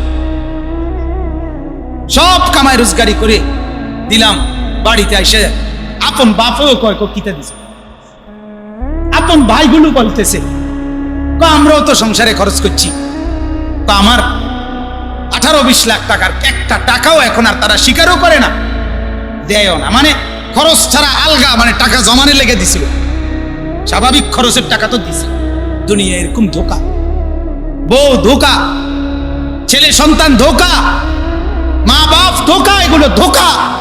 আরে দুনিয়া গোটাটাই ধোকা বেটা। আল্লাহ বলছে আমাল হায়াতুদ দুনিয়া ইল্লা মাতাউল গুরুর, গুরুর। আল্লাহ বলছে দুনিয়াটা ধোকা, দুনিয়াটা ধোকা। কামাই নাই, বাবার মুখে আর হাসি নাই, কামাই নাই, বিবির মুখে আর হাসি নাই, রোজগার নাই। হাজারো মা বাপ, আমি তো স্পষ্ট বলি, প্রতিদিন বলি এ কথা, মা বাপ গুলো পরিষ্কার বলে দেয় বেটা পড়লে ফর, না হলে বিদের জায়গা, বুঝছি তোমারে দিয়ে হইতো না। তার মানে কি? আমার টাকা দরকার, বাপের হিসাব এটা, আমার টিয়া দরকার বেটা, বাইক বিল্ডিং করুক, জমি কিনুম, তুই টিয়া কামাই কর। এবার তোর আখেরাত থাকুক বা না থাকুক, তোর চরিত্র থাকুক বা না থাকুক, তোর পরকাল কি হবে এটা পরের বিষয়। আমার এখন নগদ কি দরকার? টাকা দরকার। প্রতি না জন বিদেশ যা, প্রতি না জন বাজারে দোয়ানদারি কর। হ্যাঁ, তার মানে লুবি, লুবি, লুবি। আমার আব্বা স্পষ্ট বলছিলেন, আমরা 5 ভাই, আমার আব্বা একটা ঘর করে দিয়ে যায় নাই। 5 ভাইয়ের কোনো ঘর করে বাবে দিয়ে যায় নাই। 5 ভাই আলেম, 5 ভাই কোরআন পড়ে, 5 ভাই আল্লাহর কথা বলে। আজ বাবা কবরে, যদিও বাবা দুনিয়ায় আম করে ঘর করে দেয় নাই, কিন্তু বাবা নিজের কবরের ঘর এমন সাজাইছে, 5 ভাই যখন যেখানে যা বলে বাবার কবরে পৌঁছতে থাকে। আর আমরা 5 ভাইয়েরও বাবার মৃত্যুর পরে, আমার আব্বার ইন্তেকালের পরে আশ্চর্যের কথা হলো আমরা 5ও ভাই আলাদা আলাদা জায়গাও কিনছি এবং ঘর দুয়ারের কাজও করতেছি, বিল্ডিং এর কামও করতেছি। আমি বুঝছি যে বাবা ঘরে না করে দিয়া যায় নাই, দোয়া তো করে দিয়ে গেছে, তো আল্লাহ তৌফিক দিছে। কথা বুঝেন না? 5 জনের এখন আলাদা আলাদা কি হয়েছে, বাড়ি হয়েছে। বাড়ির কাম শেষ হয় না, কিন্তু জায়গা ব্যবস্থা হইয়া কারো বেশি কম কাজ হইতেছে। আল্লাহ সবাইকে আরামসে চালাইতেছে। মা এখনো আছে, আলহামদুলিল্লাহ। এই জন্য আমি আপনাদের কাছে অনুরোধ করছি ভাইয়া, সবার কাছে, মুরব্বীরা, জওয়ানেরা, যুবকরা আমার মূল চেতনা, নওজওয়ানরা আমার মূল অনুভূতি, আমার চেতনার সবটুকু জুড়ে যুবক। আমি নওজওয়ানদেরকে জাগাবার স্বপ্ন বেশি দেখি, ফিকির করি বেশি, চিন্তা করি বেশি, বহুত ফিকির করি, দোয়াও করি, আশাও করি। তো এই জন্য আল্লাহ তাআলা বলছেন, বান্দা আমি কিন্তু নিশ্চিত জান্নাত এবং জাহান্নাম, আখিরাত এবং পরকাল, এটা নিশ্চিত। নিশ্চিত কিনা বলেন, সবাই বলেন না একবার। এবার আল্লাহ বলেন, দেখেন, শুধু তরজমা বললেই শেষ কথা। সূরা ইয়াসিনের পরিচিত সূরা, সূরা ইয়াসিন সবাই পড়েন না, বা নাম তো জানেন সবাই। আল্লাহ তাআলা বলেন, ইন্না আসহাবাল জান্নাতিল ইয়াউমা ফি শুগলিন ফাকিহুন। নিশ্চয়ই হাসরের মাঠে বিচার আর ফয়সালার পরে সমস্ত জান্নাতবাসী সেদিন বিভিন্নমুখী আনন্দে, খুশিতে, ফুর্তিতে, বিনোদনে মগ্ন থাকবে। জান্নাতের মধ্যে যদিও কোনো ইবাদত নাই, জান্নাতীদের কোনো আমল নাই, কিন্তু জান্নাতীদের বিনোদনেরও কোনো শেষ নাই। আল্লাহ তাআলা সুখের, বিনোদনের, আনন্দের এত বেশি উপকরণ প্রস্তুত রাখবেন যে তারা খুব খুশিতে আত্মহারা হয়ে জান্নাতের মধ্যে বহুমুখী আনন্দে মগ্ন থাকবে। হুম ওয়া আজওয়াজুহুম, আল্লাহ বলেন তারা জান্নাতীরা এবং তাদের স্ত্রীরা। জান্নাতীদের স্ত্রী হবে 2 রকম, 1 হুরেরা, 2 দুনিয়াতে নেককার স্ত্রী যদি জান্নাতি হয় সেও। এজন্য এমন স্বামী ভাগ্যবান যার স্ত্রীও জান্নাতি, এমন পুরুষ ভাগ্যবান যার বিবিও কি জান্নাত। এজন্য রাসূলুল্লাহ সাল্লাল্লাহু আলাইহি সাল্লাম হাদিসের মধ্যে জন্য বলছে, তোমাদের কাছে মেয়ের বিয়ে প্রস্তাব আসে 4 কারণে, 4 গুণে নারীর বিয়ে হয়। কয় গুণে, কয় বিষয়ে? 4টা বিষয়। 1 নাম্বার লিহাসাবিহা, না লিজামালিহা, সৌন্দর্যের কারণে কারো বিয়ে হয়। 2 নাম্বার কারো বংশের কারণে বিয়ে হয়, কারো সম্পদের কারণে বিয়ে হয়, কারো দিনদারির কারণে, ফরহেজগারির কারণে বিয়ে হয়। নবী বলছে, ফাসফার বিজাতিদ দ্বীন, তুমি বিয়ে করতে সময় দিনদারি যার মধ্যে আছে, ওই 3টা কম হলেও দিনদারিকে প্রাধান্য দিবে। তোমার দুনিয়াও ভালো হবে, আখিরাত। দুনিয়াও বউ খেয়ানত করবে না, আখিরাতেও জান্নাতি সঙ্গী থাকবে। আবার মেয়েদের ব্যাপারে বলছে বাপকে, ইজা খাতাবা ইলাইকুম, তোমাদের কাছে তোমাদের মেয়ের বিয়ের প্রস্তাব যদি এমন ছেলের পক্ষ থেকে আসে, মান তারদাউনা দীনাহু ওয়া খুলুকাহু, যার দিনদারি এবং তার চরিত্র তোমাদের কাছে পছন্দনীয় হয়, ফাযাওয়িজুহু, তার কাছে তোমরা মেয়েদের বিয়ে দাও। বাপকে কি বলে দিছে? তোমার জামাই দিনদার, এটা দেখে বিয়ে দিবা। আর ছেলেকে কি বলছে? মেয়ে দিনদার, এটাকে প্রাধান্য। আমরা কোনোটার দ্বারাই নাই। মেয়ে আপনার উঁচা লম্বা, দেখতে সুন্দর, মেট্রিকে প্লাস, খালাস। ছেলে বিদেশ, বাজারে ব্যবসা, বাইক বিল্ডিং, ভিতরে বাথরুম, মানে অ্যাটাচড, যে এনে খায় এনে মতে, বুঝলেন না কথা? অ্যাটাচড, ভিতরে, বাইরে যাওয়ার লাগে না, অনেক সুযোগ সুবিধা। এই হলো যোগ্য, ছেলের যোগ্যতা হলো এই। কামাই ভালো, বিল্ডিং ভালো, মেয়ের যোগ্যতা হইল উঁচা লম্বা সুন্দর, মেট্রিক A+। তো আল্লাহ তাআলা বলেন হুম ওয়া আজওয়াজুহুম ফি যিলালিন আলাল আরাইকি মুত্তাকিউন। রব্বুল আলামিন বলেন সমস্ত জান্নাতীরা তাদের হুরওয়ালা বিবি অথবা দুনিয়ার নেককার বিবি উভয়কে পাশে নিয়ে ছায়াময় জায়গায় একেবারে স্বর্ণমুক্তা খচিত সিংহাসনে হেলান দিয়ে বসবে। সুবহান। বিবিকে নিয়ে, হুরদেরকে নিয়ে স্বর্ণরৌপ্য মণিমুক্তা খচিত এরকম সিংহাসনের মধ্যে জান্নাতে হেলান দিয়ে বসবে। লাহুম ফিহা ফাকিহা, তাদের সামনে জান্নাতের ফলমূল থাকবে। ওয়ালাহুম ফিহা মা ইয়াদউন, এবং যা চাইবে তাই তাদের সামনে উপস্থিত পাবে। তারা উঠে আনতে হবে না, ওইটাই তাদের সামনে থাকবে। এটা জান্নাতের একটা বৈশিষ্ট্য। জান্নাতের নাজ ও নিয়ামত কেউ গিয়ে আনতে হবে না, তার কাছে হাজির থাকবে। যেটা চাইবে সাথে সাথে রেডি, সাথে সাথে রেডি। বলেন আলহামদুলিল্লাহ। এটা হলো জান্নাতের বর্ণনা দিচ্ছেন আল্লাহ। এরপর আল্লাহ বলেন সালামুন কাওলাম মির রাব্বির রাহিম। আর জান্নাতের মধ্যে আমি দয়াময়, আমি মালিক আল্লাহ সারাক্ষণ তাদেরকে আমার পক্ষ থেকে সালাম দিতে থাকবো। আল্লাহর পক্ষ থেকে সালাম, আল্লাহর পক্ষ থেকে নিরাপত্তা। তার মানে আর কোনো পেরেশানি নাই। আল্লাহ যখন বলবে তুমি নিরাপদ থাকো, তখন তার আর টেনশন কি? কথা বলেন, আর কোনো টেনশন আছে? এইবার আসেন দ্বিতীয় অংশ। আল্লাহ বলবেন ওয়ামতাজুল ইয়াউমা আইয়ুহাল মুজরিমুন। সেদিন হাসরের মাঠে আল্লাহ অনেক পাপীকে, নাফরমানকে, অবাধ্যদেরকে বলবে ওয়ামতাজুল ইয়াউমা, তোমরা আলাদা হও, আলাদা হও, বের হও। আহা, এখন তো আমরা সবাই বসছেন। যদি এখন বলা হয় যে বেনামাজিগুলো আলাদা হও, যদি এখন বলা হয় ফজরের নামাজ যেগুলো পড়ো না এগুলো বাইর হও, যদি এখন বলা হয় হারামখোর, সুদখোর, ঘুষখোর, বিড়িখোর, মদখোর, গাঁজাখোর, বের হও আলাদা, তখন কি পরিমাণ লজ্জা হবে? কথা বলেন না কেন? লজ্জা হবে কিনা বলেন? ঠিক এরকম হাসরের মাঠে আল্লাহ বলবে ওয়ামতাজুল ইয়াউমা, এই নাফরমান আলাদা হও, আমার নেক বান্দাদের লাইন থেকে বিচ্ছিন্ন হও, আলগা হও।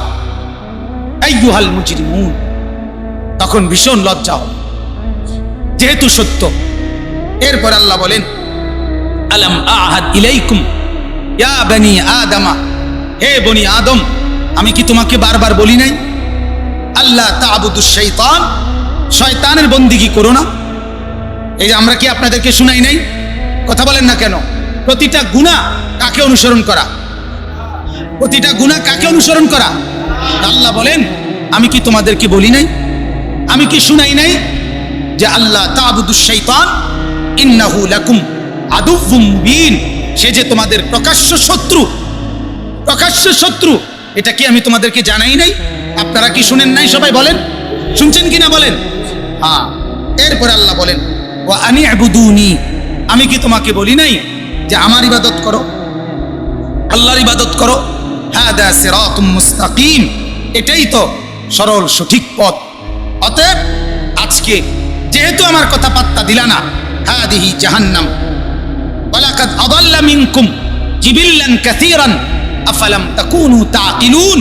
আল্লাহ বলে তুমি কি শুনো নাই, এই শয়তান তোমার পূর্বে বহু জাতিকে ধ্বংস করে দিছে, তারপরেও কি তুমি বোঝো নাই?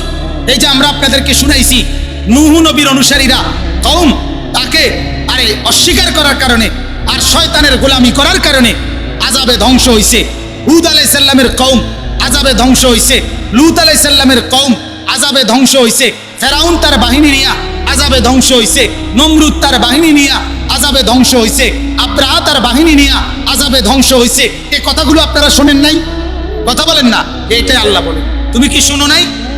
তুমি কি জানো না যে এর পূর্বে কত মানুষকে শয়তান গোমরা করছে, তারপরেও তুমি কেন শয়তানের তাবেদারি করলে? কেন করলা? এরপর আল্লাহ বলবেন হাদিহি জাহান্নাম আল্লাতী কুনতুম তুআদুন, অতএব এটাই সেই জাহান্নাম দুনিয়ার থাকতে যেটার কথা তোমাকে বারবার ওয়াদা দেওয়া হয়েছিল, বলা হয়েছিল নাফরমানি করলে জাহান্নাম, জাহান্নাম, জাহান্নাম, এটা আজকে সেটা। দেখো এখানে তাফসিরে আছে, কোরআনে আছে, হাসরের মাঠে সরাসরি ফেরেশতারা টেনে জাহান্নামকে হাজির করে রাখবে। জাহান্নাম হাসরের মাঠেই উপস্থিত। ওয়াজিআ ইয়াউমাইদিন বিজাহান্নাম, আগুনের শিকলের মধ্যে টেনে আনবে। তাফসিরের মধ্যে আছে 70,000 শিকল। কয় হাজার? প্রত্যেকটা শিকলের প্রতিটা কড়ায়, কড়া বোঝেন তো, শিকল তো একটার লগে কড়া আরেকটা লাগাইয়া শিকল বাঁধে না, প্রতি কড়ায় 70,000 ফেরেশতা ধরে থাকবে। প্রতি শিকল না, প্রতিটা কড়া ধরে রাখবে 70,000 ফেরেশতা। এইভাবে 70,000 শিকল। এই এত কোটি ফেরেশতা সর্বোচ্চ শক্তি দিয়ে ধরে রাখার পরেও জাহান্নাম তার বিকট চিৎকারে ওই ফেরেশতারা পর্যন্ত তাদের হাত থেকে ছুটে যেতে চাইবে। তাফসীরের মধ্যে আছে জাহান্নামের এই চিৎকার দেখে পুরা হাসরের ময়দানের সমস্ত নবীরা, সিদ্দিকরা, সাহাবারা, আউলিয়ারা, বুজুর্গরা, নেককাররা, বদকাররা সবাই একসাথে চিৎকার দিয়া বলবে, ইয়া রব্বি নফসি নফসি, আল্লাহ আমাকে বাঁচান, আমাকে বাঁচান, আমাকে বাঁচান, আমাকে বাঁচান। তাফসীরের মধ্যে আছে হযরত জিবরাইলের মতো ফেরেশতা, জিবরাইলের নাম শুনছেন না? উনি এই হাসরের মাঠে জমিনের মধ্যে এভাবে থাপড় দিয়া চিৎকার করে বলবে, ইয়া রব্বি সাল্লিম সাল্লিম, আল্লাহ আমি জিবরাইলকে বাঁচান, আমাকে বাঁচান, আমারই তো ভয় হচ্ছে। কেমনে বললে বুঝবেন বাপ? তামাশার এই জিন্দেগি কখন ছাড়বেন? ফুর্তির এই জিন্দেগি কখন ছাড়বেন? কেন গুনাহ করছেন? কেন নিজেকে বরবাদ করছেন? কেন ছবি দেখছেন, নাটক দেখতেছেন, সিনেমা দেখতেছেন? ঘরগুলোতে টেলিভিশন কেন চালাচ্ছেন? মা আর বোনদেরকে কেন বেপরদা চলতে দিচ্ছেন? আহা, কত মুরব্বী, আমার মাঝে মাঝে আফসোস লাগে। 50, 60, 40, 50 বছরের বয়স্ক মানুষ এখনো বছরের পর বছর, মাসের পর মাস বিড়ি খায়, সিগারেট খায়। আহা, কি শক্ত, কি পরিমাণ শক্ত হারামি, শক্ত হারামি, এগুলা শক্ত বুড়া, বড় হারামি বুড়া। এটার কোনো লজ্জাস বলতে কিছু, বয়স হয়ে গেছে অথচ এখনো বিড়ি খায়, এখনো চা দোকানে টেলিভিশন দেখে, এখনো গালি ছাড়া কথা বলে না, এখনো মানুষের মধ্যে কাজ্জা ফাসাদ লাগায় দিতে চায়, এখনো সম্পদের মায়া যায় না, এখনো মিথ্যা কথা ছাড়ে না। হায় হায়, আল্লাহ আমাদেরকে মাফ করে দেন।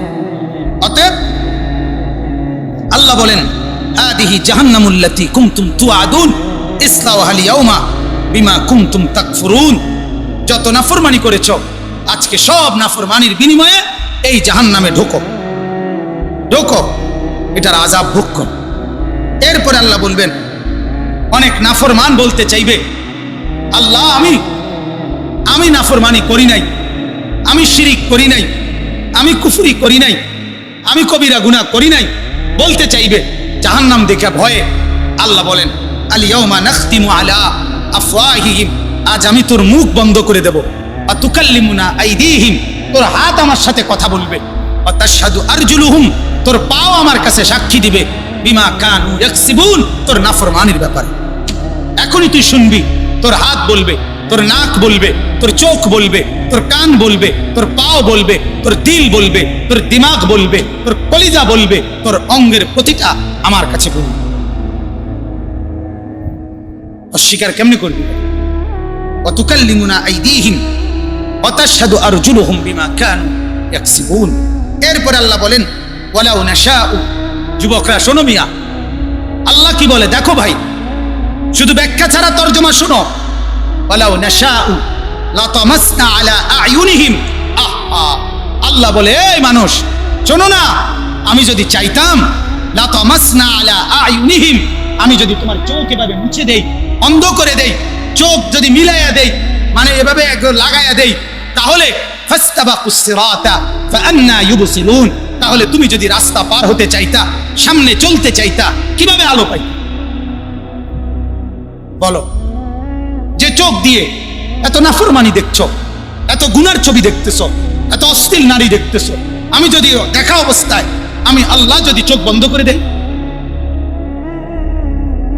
আমি তো অনেক সময় এটা বলি যে আমরা প্রত্যেকে ঘুম আসতে চোখ বন্ধ করার পরেও অনেকের আছে ঘুমাইতে দেরি হয়, ঠিক কিনা বলেন? আধা ঘন্টা লাগে, ঘুম আসে না, কিন্তু চোখ কি করে রাখছে? বন্ধ করে রাখছে, কি আসে না। সে বুঝতেছে তার এখনো কি আসতেছে না, এরপরে হঠাৎ কোনো এক ফাঁকে আল্লাহর কুদরতে কি আসে, এভাবে থাকতে থাকতে অনেকক্ষণ পরে ঘুম আসে। আচ্ছা, এই যে তোমার এতক্ষণ পরে ঘুম আইলো, ঠিক তুমি যে ফজরের নামাজ না পড়ে ঘুমায় রইলা, 7:30 8টা বাজে, তখন যে তুমি উঠতে চাইছিলা, চাচ্ছ, এই সময় যদি ওই আগের মতো আল্লাহ তোমার চোখ তুমি খুলতে চাইতেছ, কিন্তু আধা ঘন্টা লাগাইয়া চোখ খুলে না, ওই সময় যেরকম ঘুম আসে না, এ সময় যদি চোখ খুলে না, আল্লাহ যদি এটা করতো কেমন হতো? এটা আল্লাহ বলছি, বলো তো বান্দা, ওয়ালাউ নাশাউ, আমি চাইলে কি পারতাম না? কথা বলেন না, আল্লাহ চাইলে কি পারতো না? বলো না ভাই, আল্লাহ চাইলে কি পারবে না? তো কেমনে এত নাফরমানি আমার? এরপর আল্লাহ বলেন, ওয়ালাউ নাশাউ লামাসাখনাহুম আলা মাকানাতিহিম, আরো সাংঘাতিক কথা। আল্লাহ বলে, এই বান্দা শোন, আমি যদি চাইতাম তাইলে তুই যে জায়গায় নাফরমানি করছিস ওই জায়গায় বসা অবস্থায় আমি তোর চেহারা, তোর দেহ বিকৃত করে তোর কুত্তা বানাই দিতে পারতাম, তোর শুয়োর বানাই দিতে পারতাম। লামাসাখনাহুম, আমি বিকৃত করে দিতে পারি। আমি আস্তা জলজ্জান্ত মানুষকে তো কি বানায় ফেলছি? বানর বানায় ফেলছি। জানেন না, বনি ইসরাইলের জলজ্জান্ত মানুষকে আল্লাহ তাআলা বানর বানায় ফেলছে, শুকর বানায় ফেলছে। কুনু কিরাদাতান খাসিইন, শুকর বানায় ফেলছে, বানর বানায় ফেলছে। বনি ইসরাইলের যে মানুষগুলো বানর হয়েছিল, ওই মানুষগুলোর পাশ দিয়ে অন্য মানুষরা যখন যেত, ওই বানররা অঝরে কাঁদত। তাফসীরে আছে, ওই বানরগুলোর চোখ দিয়ে অঝরে পানি ঝরত, যে হায় কি করলাম, হায় কি করলাম। এটা কোরআনে আল্লাহ বলে, তুমি বাংলা তরজমা দেখো ভাই, ওয়ালাউ নাশাউ লামাসাখনাহুম আলা মাকানাতিহিম, আমি চাইলে জাগাত রাখকেই তোমারে বদলে দিতে পারি, কুকুর বানাইতে পারি, শুয়োর বানাই দিতে পারি, বিকৃত করে দিতে পারি, বিভৎস বানাই দিতে পারি। তখন তুমি কি করবা? ফামাসতাতাউ মুদিজ্জাম ওয়ালা ইয়ারজিউন, তখন সামনেও বাড়তে পারবা না, পিছনেও ফিরে আসতে পারবা না, তুমি তো তখন কিছুই করতে পারবা না, কারণ তুমি তো বিকৃতই হয়ে গেছো। এরপরে আল্লাহ বলেন শেষ আয়াত, ওমান নুআম্মিরহু নুনাক্কিসহু ফিল, আসলে পড়ছিলাম না এতক্ষণ, মনের আবেগে কইলাম, বেশি হয়ে গেল। হ্যাঁ, ওমান নুআম্মিরহু নুনাক্কিসহু ফিল খালক। আল্লাহ বলেন, আচ্ছা বান্দা দেখো না, কারে দেখাইলাম? এই চাচারে দেখাই, এই যে উনি, আল্লাহ বলে দেখো উনাকে আমি হায়াত বাড়াই দিছি, দেওয়াতে এখন তাকে আমি ওই ছোটবেলা নুনাক্কিসহু ফিল খালকে, ছোট্টবেলায় জন্মের পরে প্রথম কয় বছর যেরকম দুর্বল ছিল, যতই তার হায়াত বাড়ে বয়সকালে আমি তারে আবার আগের সেই দুর্বলতার অবস্থায় ফিরিয়ে নিয়ে আসি। আনি কি না বলে? 70 বছর, 60 বছর, 80 বছরের বুড়ো মানুষটা ধীরে ধীরে সবল হয় না দুর্বল হয়? একটা সময় বাচ্চার অসহায় হয়ে যায়, দুর্বল হয়ে যায়, তখন আর সন্তানের বউ, বিবি বাচ্চারা তারা যদি একটু সহযোগিতা না করে, তখন আর সে চলতে ফিরতে। আল্লাহ বলেন, ওমান নুআম্মিরহু নুনাক্কিসহু ফিল খালকি, আমি যাকে লম্বা হায়াত দেই তাকে তো আমি তার সৃষ্টির প্রথম অবস্থায় ফিরে আনি, ওই প্রথম যেরকম দুর্বল। আফালা ইয়াকিলুন, তবুও কি বুঝবা না? তবুও কি আমাকে চিনবা না? তবু আমাকে চিনবা না? আল্লাহ তাআলা কতটা মহব্বত করে বলছে, বান্দা আমাকে কি চিনবা না? কোথাও বলছে আফালা তাত্তাকুন, আমাকে কি ভয় করবা না? আফালা ইয়াকিলুন, আমাকে কি বুঝবা না? এজন্য বুঝলাম কিনা বলেন। অতএব আজকে এতটুকুই কথা আপনাদের কাছে, দুই কথা বলা হয়েছে। এক নাম্বার কথা হইল আমাদের প্রত্যেকের ইসলাহে নফস, নিজের সংশোধন, নিজের পরিবর্তন দরকার কিনা বলেন? কথা বলেন না, দরকার কিনা? দুই নাম্বার হলো আমাদের প্রত্যেকের আখিরাতের প্রস্তুতি দরকার কিনা বলেন? অতএব নেক আমল করেন, গুনাহ ছেড়ে দেন, বদ আমল ছেড়ে দেন। যুবকরা যত কিছু চরিত্রহীনতা, জিনা, বেবিচার, মদ, জুয়া, ফেন্সিডিল, গাঁজা, ইয়াবা, এই সমস্ত বদ অভ্যাস, কোনো নারীর পিছনে হাঁটা, কোনো মেয়ের পিছনে জীবন উৎসর্গ করা, কোনো নর্তকীর ছবি, উলঙ্গ ছবি, নাচ গানের ছবি, হীন নারী, এগুলো দেখা বন্ধু কমায় দাও। নিজের জীবন নিজেকে সাজাও। আমার সারা জীবনের কথা এটা। আল্লাহ যাকে পুরুষ বানাইছে তার জন্য তার স্ত্রীও আল্লাহ বলছে আমি বানাইছি। তোমার জন্য একজন নারী, তোমার জন্য একজন বিবি আমি বানায় রাখছি। তোমার সুখের উপকরণ আমি রেডি রাখছি। তুমি তাড়াহুড়া করো না, তুমি ঘাবড়াইও না, তুমি নিজের থেকে খুঁজো না। তুমি খুঁজা বাহির করিলে আমি আল্লাহর মতো মিলাইয়া দিতে না, এই জন্য সুখ আর আসবে না। তুমি মিলাইলে কি হইতো না? সুখ। আমি মিলাইয়া দিলে কি হবে? সুখ আসবে। আল্লাহ তাআলা আমাদের সমস্ত যুবকদেরকে, মুরব্বীদেরকে, মহল্লাবাসীকে নামাজি হিসাবে